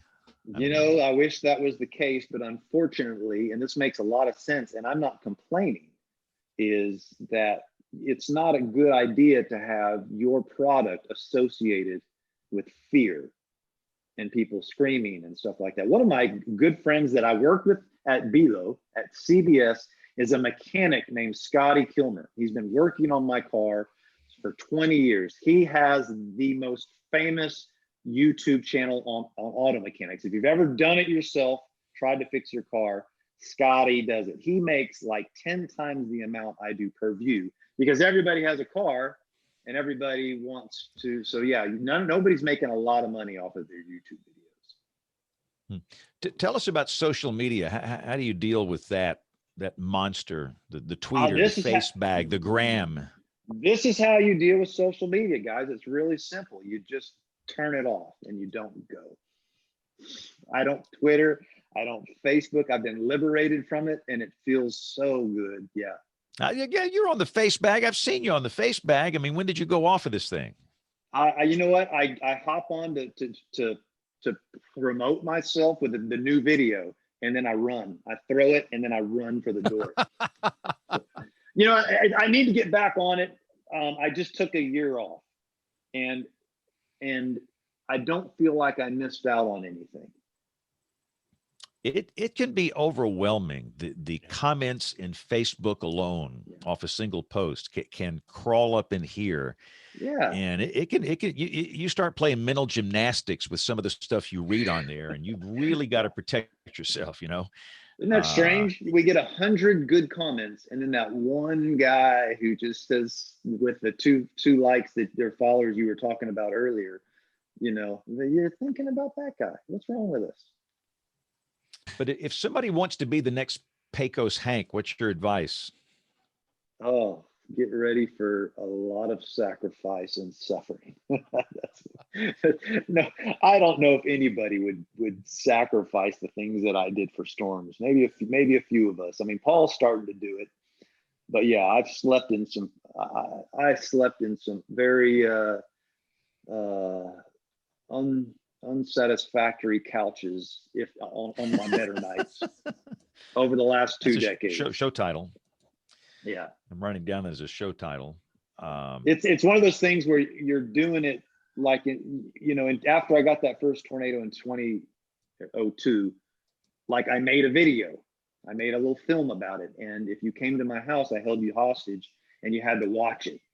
And now they've got YouTube, and so now I don't have to hold you hostage. I can just mail it to you, and then they started monetizing. So the monetizing helps, but if you can break even, maybe the guys you want to talk to are Reed. He's the brilliant marketing mastermind. You know, he's got all these cars and he's got the AccuWeather thing going on. That's the guy you want to talk about know how to monetize your stuff. But Reed Timmer? Yeah, he's a genius when it comes to that. Yeah, but I think that's the thing. I mean, people look at you guys and they just think you're getting wealthy off this. You want to see my house? Don't know. I don't know that many people that do what you do that are getting wealthy off this. Here's a good thing. So first off, people aren't following me; they're following my weather pictures. Like if I did a vlog about my house, for example, or my favorite brands of ketchup, nobody's going to watch it, but if I do a tornado video, that's what they want to see. I just did a video about some funny animals that I found, it did almost nothing relative to they want to see so people are following my storms. They're not, half of them probably don't even know what I look like. They all oh, wow, that's what you look like. Okay. I thought you looked like that old geezer. So where do you go from here? What are you going to be doing in 10 years, 20 years? You're a young guy. Man, I just want to keep doing this. I don't want anything to change. I don't want to do TV because I don't want to be a reality show. I like doing what my package is my ways. I would like to do a Nat Geo type show, like a BBC Earth, like look how beautiful the world is. So I just hope, and this is my dream for the last 20, 30 years, I just hope I can keep playing music, chasing wild animals, documenting nature, and have a warm bed and a cold breakfast. That's all I want. Paul, do you play music? Me, no. My kid's musical. That's his piano with a few. Yeah, I'm about to say, I see a piano back there is going to have you play for us a little bit. Put him on the spot. Do it, Paul. Yeah, come on, man. That, Earth, Wind, and Fire. Twinkle, twinkle, little star, maybe. Of course, that's what he says. No. He's saying Hank isn't on social media, but if you want to, like, I get a chuckle. I one of his members on Patreon. If you follow him on Patreon, you can get for a couple of bucks, you can get all the comedic value. I get chuckles out of all of his little posts on there, and he puts his spaghetti models up. And are you a patron of mine, dude? Yeah, man. I didn't even know that. Oh, yeah. But it's that's a great way to follow Hank. I mean, he isn't buzzing around on social, so that's kind of how I keep track of him. That's how I know where you are. So we got to take a break in a second, but for both of you, share Hank the Patreon page we're talking about in your YouTube channel, or what else you guys want to plug. Here's your promotional opportunity. Go. Yeah, I mean, I'm happy the way things are. I've got a little Patreon account. I don't advertise it too much, but yeah, if you want to see where I'm going and get a bunch of extra goodies and free this and free that, or thank you gifts, I should say, that you can check out some of those things on my Patreon. So how do you get there? Just search Pecos Hank Patreon? Probably, yeah, that'll do it. Okay. What else you need to promote here, Hank? YouTube? I say you're off some of this stuff. Well, I know you got a YouTube channel. Probably should plug WeatherBrains. Thank you for having me out here and doing that. You can hear me on WeatherBrains. Yeah. There you go. All right, Paul, how can people find you? Plug away. Go. I'm on all the socials. Paul M. Smith Photography. I sell prints, and I got like I said, we'll be doing workshop schedules for next season via my website spritechaser.com. It's still got last year's schedules on there, but it'll be kind of similar to next year's. If anybody's interested, take a look there. Lots of prints. It's kind of outdated. I need to update it, but I'll get around to that at some point when things settle down. And I've been, and again, for most people listen to this show, they don't watch, but about 1 out of 4 do watch. The print behind you, when was that taken? Up on your wall back there? Oh, this one here? Yes. That was almost this time last year. It was September 26th last year. And I actually met up with Michael Sager, a local weather guy, and I took him out, and he's always wanted to see sprites, and we saw sprites. But this was while he was hightailing it to my spot. I actually captured this, and this is my favorite sprite ever. It's got all the colors. It's got the green on the top and the purples and the pinks, and it's just my favorite one yet. So, and how much post-processing do you do on an image like that? That one actually took very little because it was dark skies, so everything just kind of popped up in frame. It was really wild. So I just kind of, I don't know, just dropped the highlights a bit and a little bit of vibrancy, and yeah, it was real simple, that one. And that was on a high definition camera, so it made a really good print when it was blown up. Awesome. Well, guys, thank you so much. I mean, you're welcome to stay. We're going to be here for about another 40 minutes, but you've given us a lot of time here. So thanks to both of you. This has been a fascinating discussion. I've learned more tonight than I've learned here in a long time about TLEs. And I want to go take some pictures sometime. So maybe we can all go out together on a TLE hunt one night. But thanks, guys. We're going to take a quick break here. We're going to do Tony Rice and his report on astronomy. We will have Jen's tornado on this day in tornado history, and then we're going to come back with weather roundup, email inbox, picks of the week, and much more as WeatherBrains rolls along. Looking beyond the atmosphere, here's Tony Rice with your astronomy outlook. The National Weather Service in Miami has been warning of coastal flooding for the past few weeks, pointing to higher than usual king tides around this time of year. And tides, of course, are caused by the gravitational pull of the moon. The amount of that pull is very much a function of where the moon and sun are. High tides are slightly higher during full and new moons because the Earth, moon, and sun are lined up and their gravity is working together. This creates king or spring tides, here spring being synonymous with jump or leap, as in the tides leap up the shore, rather than the season. But not even all spring tides are alike. Gravity is a function of distance, and the moon's orbit isn't perfectly circular. The gravitational pull is strongest at perigee, the point in the moon's orbit where it's closest to Earth. So when a full or new moon occurs near perigee, a tidal force is increased, and you get perigean spring tides. Now, perigee occurred last Friday, and the moon turned full the previous day, so here we are today. Water levels at many of NOAA's Florida stations, including those in Miami and Port Canaveral, are running about 1.5 feet higher than predictions today. Up the coast a bit in Charleston, South Carolina, measurements are exceeding predictions by about 1 foot. Generally, though, the effects of the perigean spring tides are greatest the day following that full or new moon and lunar perigee. But water levels continue to rise. Why? One answer lies in yet another type of tide, also driven by an astronomical positioning, the equinoctial tides. The autumnal equinox arrives tomorrow. This not only marks the beginning of astronomical fall in the northern hemisphere, but it's also where the sun is directly above the equator, and that increases the tides just a bit more. So we've got a new moon, a perigee, and the equinox all occurring within a few days of each other. That's providing all the astronomical ingredients that more meteorological ones need to create flooding. It may seem that all those things lining up is pretty rare, but once you couple this with rising sea levels, you got everything you need for at least a dozen points in the year where flooding can get bad. The equinox and perigee coincide with each other about every 4.5 years. You add a full or new moon to that mix about every 18.6 years. Looking ahead, the next new moon on October 16th could be impactful as well. It occurs just hours before the second closest perigee of 2020. That's your astronomy outlook. Follow me at RTP Hokie for more spacey stuff like this.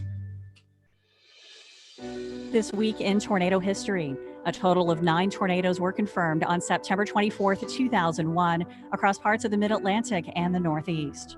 One of those tornadoes moved through Prince George's and Howard counties in Maryland and hit parts of the University of Maryland campus. It was given an F3 rating. The estimated maximum winds were 200 miles per hour, and multiple vortices were reported with the tornado at times. The tornado began just west of the Hyattsville area and quickly strengthened. As it moved into the western campus of the University of Maryland, 10 trailers were completely destroyed.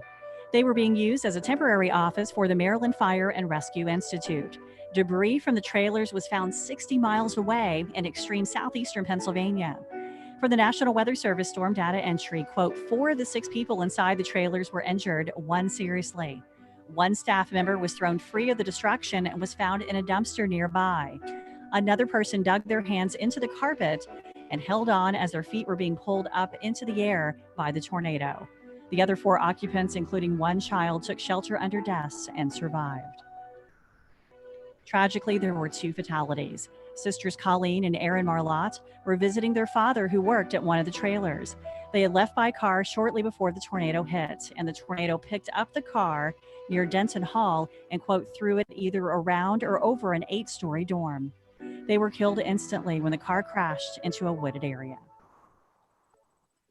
The tornado continued to produce damage away from campus. In the community of Cherry Hill, $40 million in damage occurred at the National Agricultural Research Center. In Laurel, 6 classrooms were heavily damaged at Laurel High School. 3 people inside the school were injured by flying debris.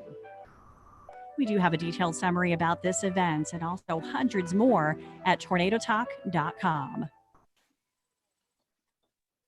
And that's 3 weeks in a row I didn't walk over the end of your segment, Jen. So I should get a medal, Troy. Professional like broadcaster. Thank you, Paul. As you're saying goodbye, Hank, are you sticking around for a little while? Sure.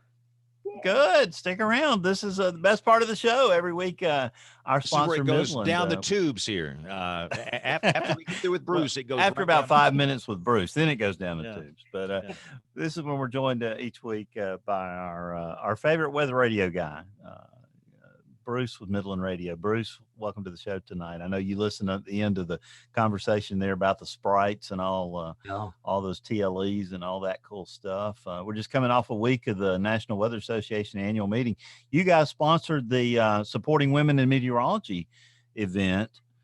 Talk about that, about Midland's role in sponsoring that event, Bruce, for a minute.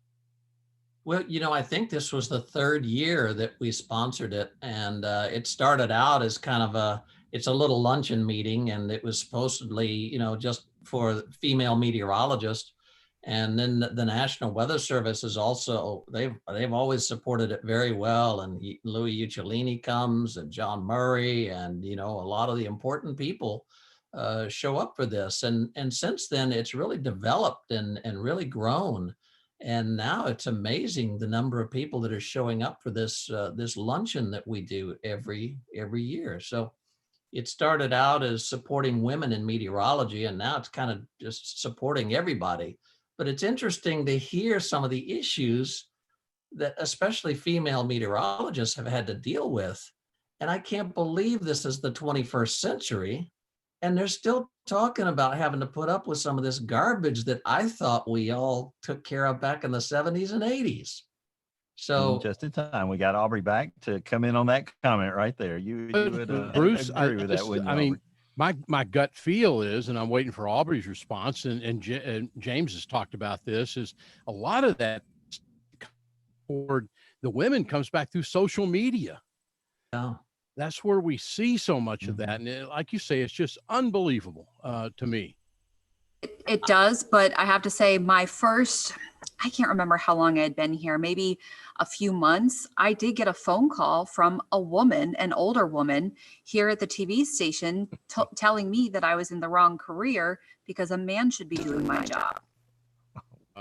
And that was 10 years ago. So, and I have to say the rudest comments come from other women. Hands down. Wow. Is that true? I've heard that before. I've heard that.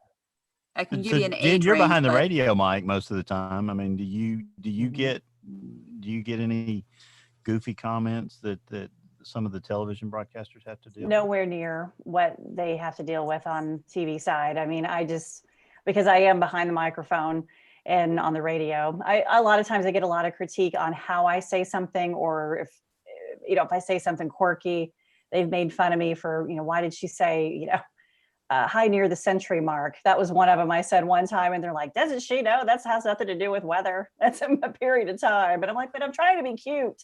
We all say high near the century mark. So I get picked on somebody gave me a hard time one time for talking about heat index. That's not a real thing. So I've gotten that, but nothing in terms of, because they don't know that I'm sitting here with my jammies on and a hat. I mean, they don't know what I'm wearing. I so wish I could do that. I know. That's the good thing about radio. I wish. Yeah.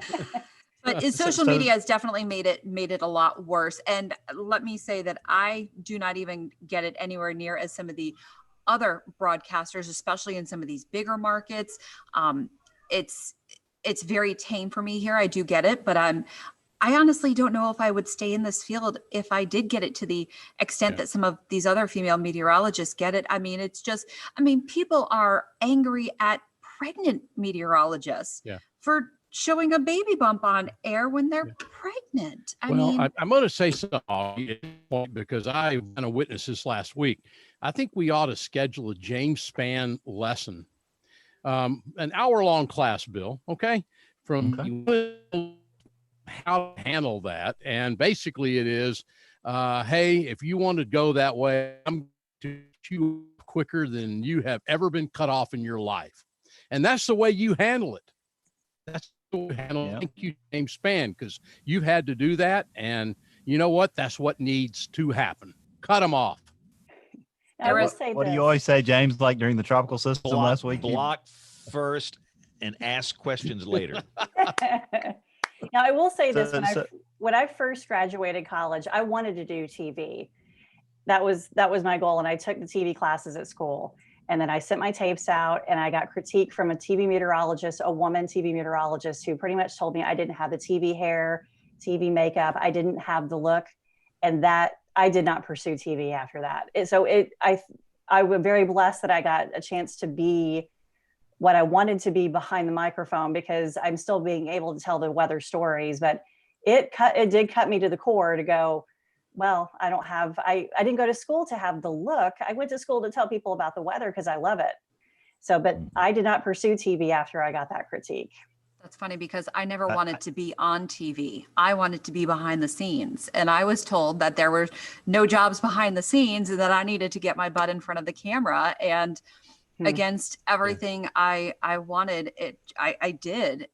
But there's a comment in the female group, I believe it was about a week ago, and she had posted what some guy had said to her, and it was horribly written, no punctuation, no capitalization. And my comment to her was, I would tell this guy that once he can learn to write in proper grammar and talk properly, then you could take his comments seriously. Because one thing I think is interesting, and James Spann and Bill and myself will be the only ones to recognize this. Bruce, you're even too young for this, and Hank, you're way too young for it. But I still remember, and I tell my students this at the University of Texas, I still remember in high school guidance counselors telling women, honey, that's in the math field or that's the science field. That's probably not where you want to go. I remember that back in high school when we had guidance counselors that back in the 60s and early 70s were telling young ladies that. And you sit here and you look at that, and I'm so proud of the fact we got generally beyond that.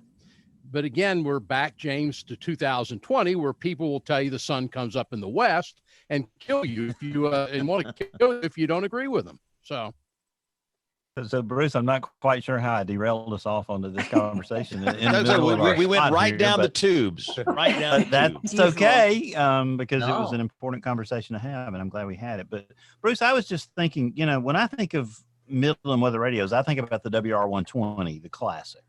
Yeah, that white desktop. I mean, that's the tried and true. I mean, that's what you can get in any store. It works. You can't beat it. But that's not the only weather radio you guys sell. Talk about some of the other products you guys have got. Well, it's interesting. You have those little walkie-talkie radios, and all four major manufacturers, Motorola, Uniden, Cobra, and Midland, all four major manufacturers put a little NOAA weather radio button on those walkie-talkie radios. And those are used a lot by the agriculture field, by folks who go out hunting. You go elk hunting in Colorado, you're not going to have very good cell phone coverage up there in the mountains, but you will be able to talk using those little walkie-talkies. So the majority of those, the vast majority of those, are produced with a NOAA weather radio button on them. And gosh, there are millions of those sold every year. They're sold in 2-packs and 4-packs. So there's a lot of NOAA weather radio receivers out there just on those little 2-way walkie-talkies. So those, by the way, Bruce, work great over there, 6 or 7 feet that side of the room. Top with Midland walkie-talkies with the weather radios on. I take one. I guess what they call originally, Bruce, the one you have to, I do get a license for it. Yeah. But yeah, I mean, it's so convenient to have that on there. And these weather radios from Midland, corporate Midland walkie-talkies are just absolutely great. Well, thanks. And, I'll say the same thing about, the Motorola walkie-talkies too. I think that if you're going out hunting, if you're going out fishing, if you're going out anywhere where cell phone coverage might be kind of spotty, you should have a set of these walkie-talkies. Yeah. I work with LA County Fire, and LA County Fire is teaching everybody in Los Angeles County, when the big earthquake hits, the cell phone system is going to be worthless. And so they have community groups. Even Beverly Hills, California has a community comms group. And every Thursday night, they have a call out to the Beverly Hills Fire Department. And these folks get on their little 2-way radios and they check in with the fire department. They're doing this because in the event of a big earthquake, the cell phone system will be worthless. And the only way you'll be able to communicate with your neighbors, with your family, and with the fire department 2 blocks away is through a walkie-talkie radio. So they're pushing this real hard in Southern California. And one thing too, Bruce, is I still believe this, because I think at one point we're going to learn the hard way that the cell system is going to collapse on events like that. But ham and amateur radio operators as well. And Midland makes, does Midland make any amateur ham radio units? I thought they did. Yeah, we do. And we just had a discussion about that a couple of days ago to do some more of them. And I said, well, the one thing I'd like to see is like a a really solid waterproof amateur radio, so you could drop it in the drink and it would still operate. Yep. You know, if we're going to make something, let's make something that has some functionality that it's really going to be rough and rugged. Would we be able to have the ham radio radios with the weather radio on those as well? Oh yeah, yeah. Okay. That's they almost all have that. Here's the interesting. Let me tell you the dirty little secret about cell phone towers. The average cell phone tower can only handle about 35 to 40% of the phones that are within range of that tower at any given moment. A high capacity tower can handle maybe 45 to 50% of the phones that are within a 2 mile, 3 mile radius of it. When you have a big event and 100% of the phones want to know what's going on and everybody's trying to ping off that cell tower, the cell tower can't handle the load. And that's why in the Joplin and Moore, Oklahoma tornadoes, cell phone calls didn't come through till minutes or even hours after the tornado had already come through. There's this huge backlog of these calls and text messages that can't get through the towers because they're overloaded. Same thing happened in Nashville. Yeah, that's right. The Cookeville tornado, correct me if I'm wrong, took out a couple of the big cell phone towers before it got into Cookeville. And so it's heartbreaking. The people who went to bed that night thinking their cell phones were going to awaken them if there was trouble got nothing. So again, have multiple and redundant ways of getting this information because any system can go down. Please encourage every American to have more than one way to get these warnings. And here's our little special offer for you as listeners and viewers of the podcast. If you go to midlandusa.com, our website, you get 15% off any of our weather radio products when you use the promo code SPAN15, SPAN with 2 N's, SPANN 15, 15% off. It's just kind of a little WeatherBrains thing for you. Get you on board with weather radio so you have one at home so that when people ask you about the functionality of these gizmos, the little white desktop radio or these emergency crank radios, you can speak with some personal experience. And that way we're building out this weather ready nation. We're getting everybody on board, teaching them about watches and warnings, turn around, don't drown, thunder roars, goes indoors. Have multiple and redundant ways of getting this information because these warnings do save lives. And everybody who's on this podcast can attest to that. And Bruce, I've got a good story for you. Mark Ingalls sent us an email, one of our listeners, and he had a story to share with you. He said, since Midland started sponsoring this show, I've been thinking about my experience with weather radio. When I was a teenager in Texas, I would go on scout camps. Being the resident weather nerd, he was in charge of all things weather. He always took his weather radio with him, especially on the week-long outings. And during one of those camps, they had big thunderstorms a couple of afternoons in a row. And listening to his weather radio, he heard that the rainfall values upstream of their camp had gotten pretty heavy. So he took that information along with the forecast for the next day. They decided to go to higher ground and leave a day early. And the next day, the river where they were went into flood and was, their camp would have been 10 feet underwater, he shared. So, if you're weather aware and you've got the information, you can be ready for these events. And so that's the backbone of our, preparedness for weather events is NOAA Weather Radio. Thank you for what you do for us, and thank you for what you do for our community, Bruce. Thanks. Appreciate the opportunity. Thank you. Thank you. Let me just say, I know that a lot of people that listen to the show have a weather radio. We want you to be an evangelist for us and go tell your neighbors that they have to have one. If they got a smoke alarm, they have to have a weather radio. And that's going to save somebody's life. This is a big deal. I mean, this is a really big deal. So you go tell somebody that lives in your neighborhood that if they don't have a weather radio, get one now, and they can use that promo code. I wish these were required in houses just like smoke alarms were. Oh, yeah. They really need to be. So we got... Interrupt this program for a CBS Radio Net Alert Bulletin. So did you guys see the news? And this is my pick of the week, which I will not be in the regular pick of the week segment because we're long tonight. But the White House apparently has selected as NOAA chief scientist Ryan Maui. Did you guys see that? No, I did not see that. Wow. Yeah, this broke today, and the weather Twitter is illuminated tonight. Some positives and some negatives, but it's just brutal. I mean, it's just absolutely brutal. I don't know what's happened, but it's just like you can't be nice anymore and disagree.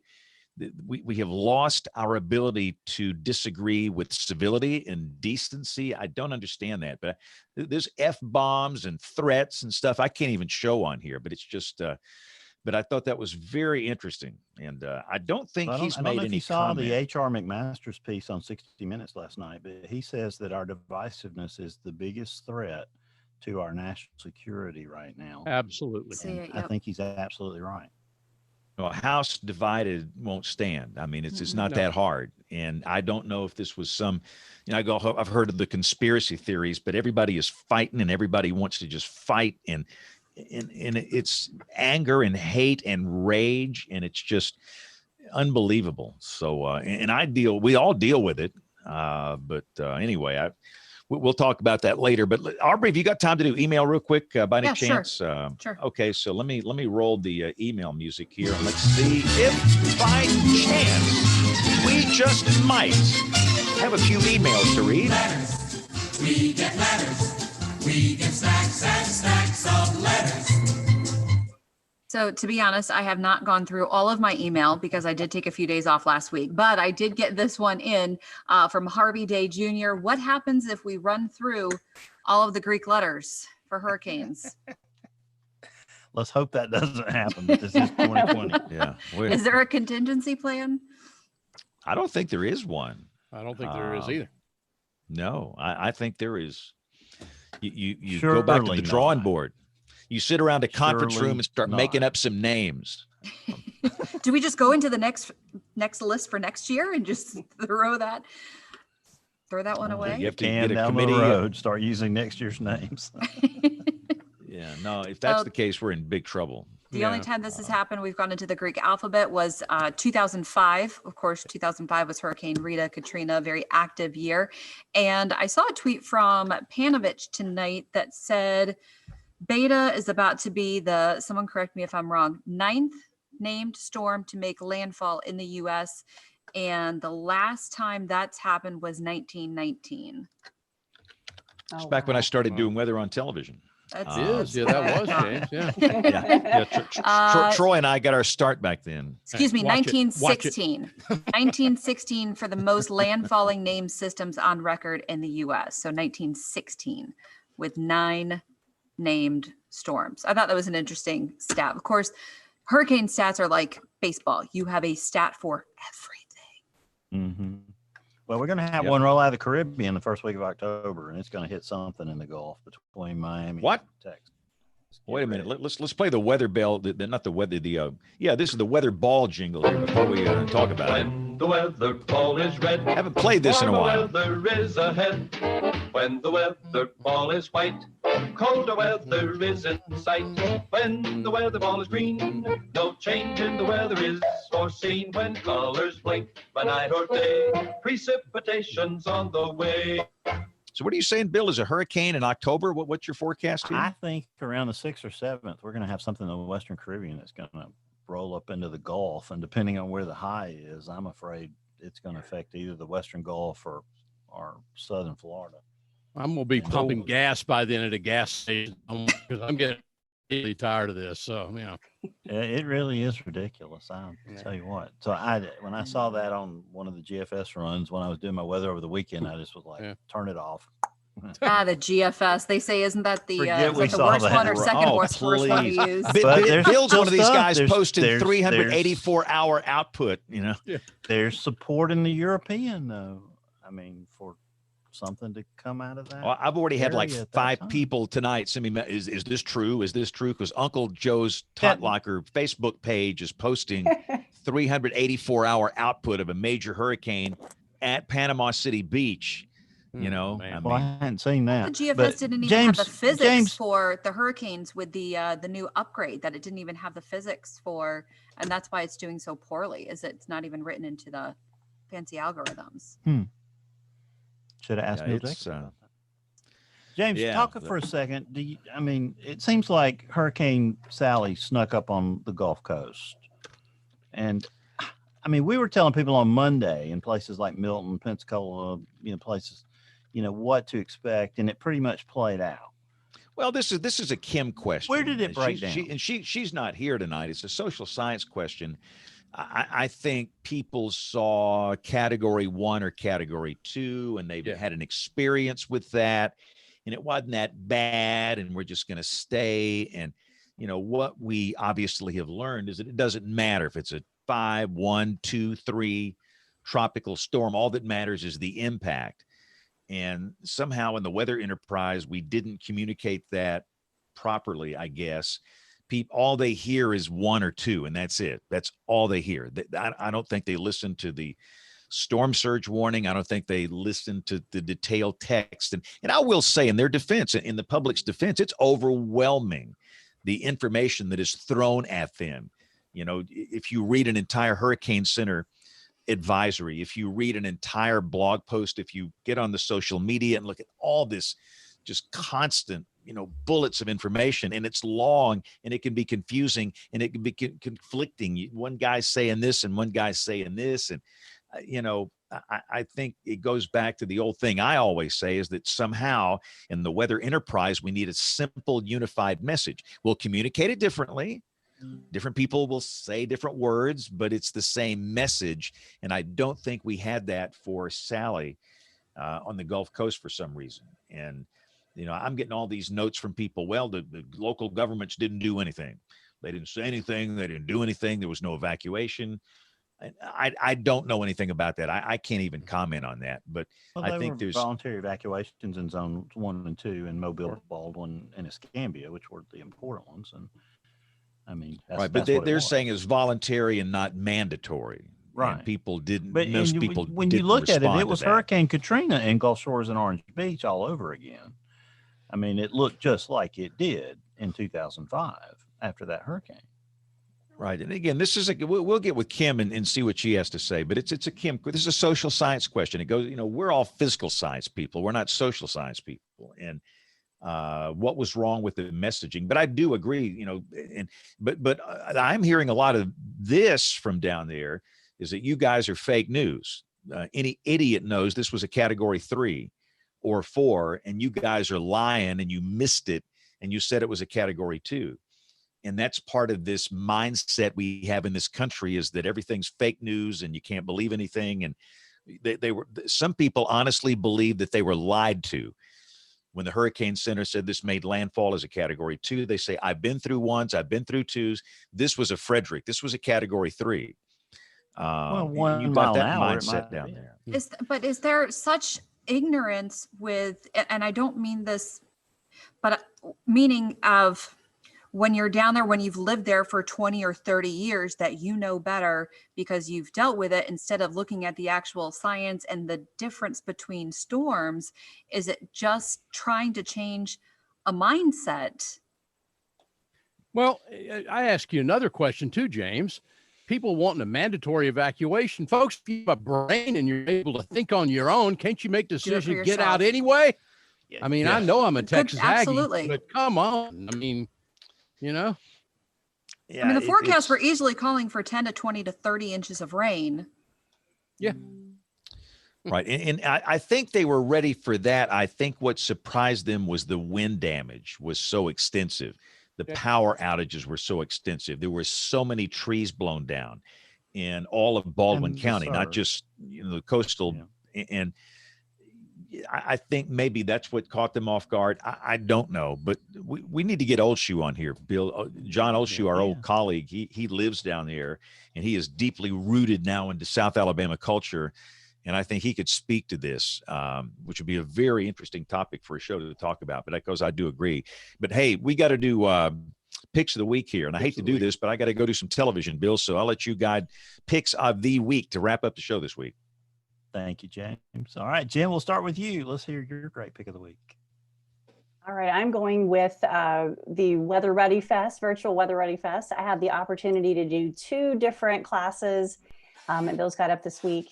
And the first one was with the Tornado Talk crew. We did a tornado talk about the Rochester F5 from August 21st, 1883. And it's actually what led to the development of the Mayo Clinic. And our friend Nelson Tucker, who was on here a few weeks ago, he actually led the talk. And then we had a couple of the other guys on there too. And we just kind of bounced some questions off of him and kind of talked through the whole story. And so that was one of them. And then really close to my heart, I love the special needs community. And I teach a weather class for Creative Enterprises in Atlanta, Georgia. It's actually in Lawrenceville, Georgia. Every week I teach them over Zoom, and we did a special class and put it up for the special needs community. They were so interactive. Bill, I don't know if you got to watch it. They were so cute and they were just awesome. So that's on there as well. And hopefully folks will enjoy that and get something out of that. Thank you for making that your pick of the week. And that has been a real labor of love. And I hope everyone will go to weatherreadyfest.com and check it out, especially Jen's videos. There's lots of great content on there. We added a bunch of great content this week. Ginger Z is about to put some great content on there. So she's been a little busy with disasters the first part of the month, but she was in contact today and said she's going to help. But you can really help us by, going to your social media channels and tweeting out, putting something on Instagram or Facebook about it, because we really want to get the word out about it. This will be up until the real Weather Ready Fest in Tulsa next year, hopefully happens. And probably there will be a virtual component going forward in perpetuity to Weather Ready Fest, because I think it's been such a big success so far. Thank you for contributing to it, Jen. That's really exciting. All right, Bruce Jones, you always have a cool pick of the week for us. What's your pick of the week this week? Well, this is the final week of National Preparedness Month, and the theme of this week is youth safety and talking to your kids about having a plan and being prepared, making sure your kids know what to do in the event of a natural disaster. And I would hearken back to the May 3rd, 1999 Bridge Creek Moore tornado. 1 year after that tornado outbreak, I think Oklahoma had 72 tornadoes that afternoon. I went and I talked to the director of the Department of Health, who keeps the statistics on the fatalities. In that outbreak of tornadoes, 72 tornadoes, May 3rd, 1999, no fatalities under the age of 18, despite the fact that the Moore tornado came into town around 5-ish, maybe 5:30-ish, when the kids were home from school. A lot of the parents hadn't gotten home yet. The secret was the meteorologists of the TV stations, National Weather Service, had been to those schools so many times and talked to those kids so many times that even when their parents were not there with them, the kids knew what to do. No fatalities under the age of 18 in that entire tornado outbreak. And a child shall lead them, right, Bruce? Absolutely. Absolutely. It's the Ronald McDonald theory. Get the kids hooked on weather safety. They'll take the message home to mom and dad. There you go. Ties right into our Weather Ready Fest. Aubrey, can you talk? Okay, I'll get to you real quick. Yes. Before you can't talk. Before I can't talk, which is about 30 seconds. But mine is another book that I read over the weekend. I'm not done with it yet, but I'm a good way into it, and it's very fascinating. It is The Storm of the Century on the Labor Day Hurricane 1935, also called Hemingway's Hurricane, that hit the Florida Keys. Very interesting. I love history, and it also talks about the impact on a lot of the World War I veterans at the time and what these veterans were trying to do and how the government was trying to help with the New Deal. And unfortunately, what happened after that. So Storm of the Century, Labor Day Hurricane 1935 by Willie Dreyer. Outstanding. And of course, we've had Willie on the show before a couple of different times. So that's really exciting. Thank you for that. Aubrey, thank you for setting up tonight's show. And Hank, I'm coming to you. So I'm going to get to you last. All right, Troy, what you got for us? Well, I would tell you just real quick, and this is actually in Hank's territory.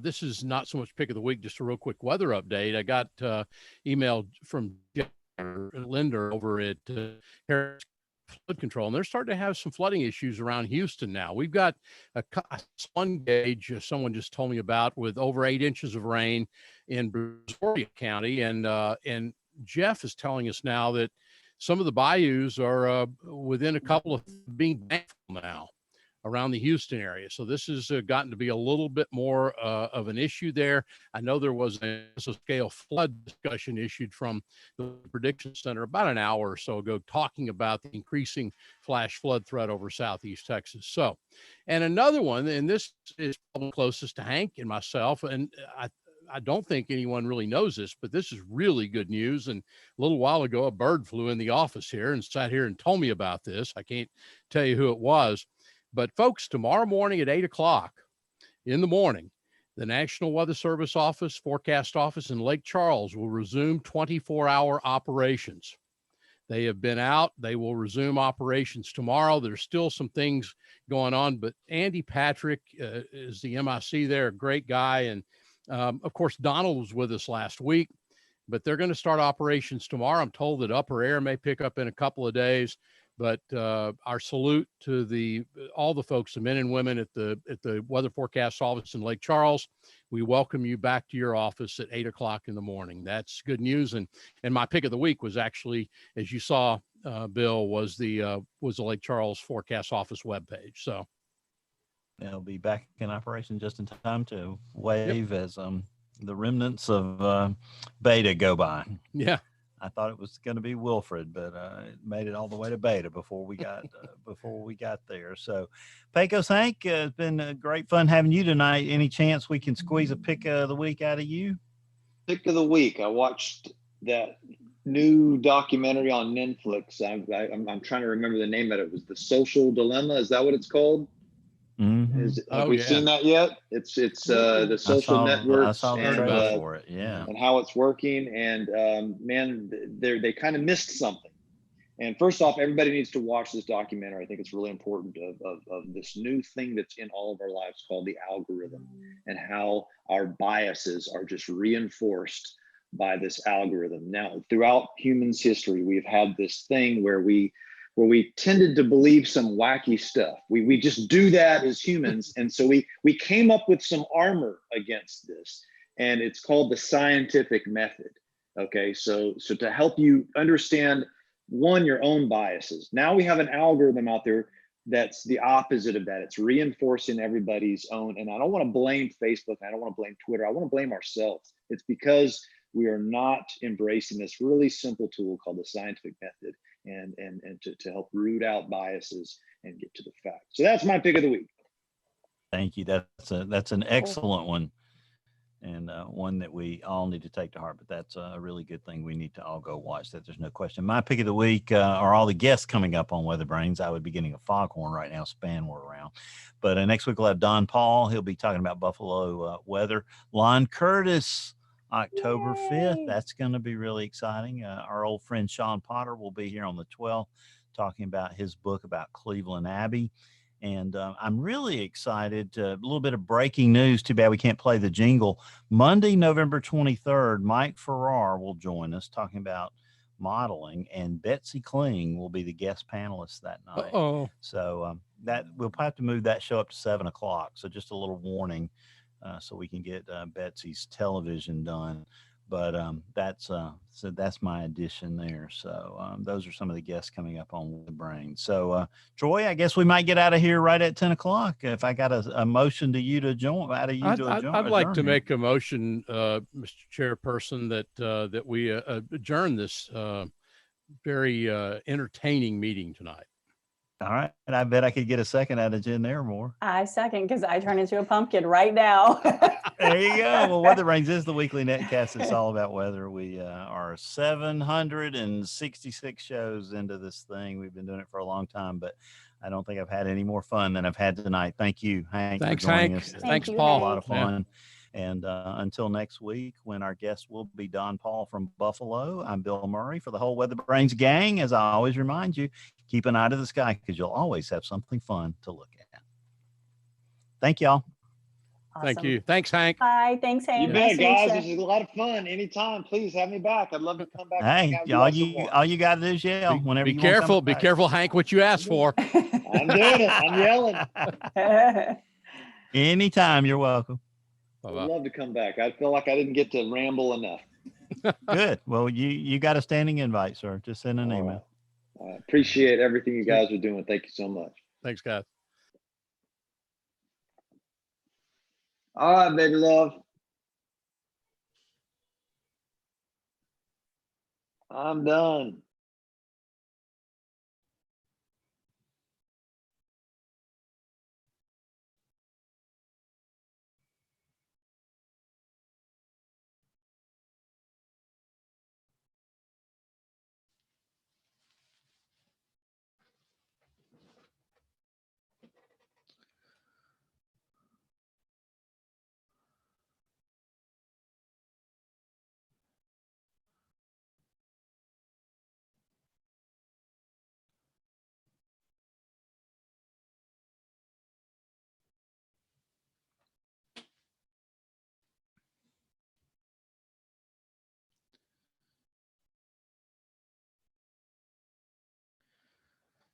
So I just walked back in here hoping to catch the end of the show.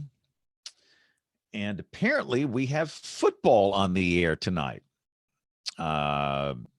Goodness, again, I work for an ABC affiliate, and I don't think we've had Monday Night Football in at least, 15, 20 years? It's been on ESPN the whole time. And for years, we did have it. And it was some Monday nights, we'd sit up until midnight, 1 a.m. before the news got on. But apparently we've got football tonight. So I actually had I could have stayed.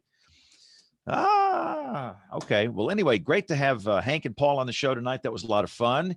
Interesting topic. TLEs, sprites, elves, trolls. I deal with trolls. But anyway, thank you guys for watching, and we'll be back next Monday night, regular time, 8 Central, 9 Eastern. So we'll see you guys then. Thanks a lot for watching. Have a wonderful, wonderful week, and God bless.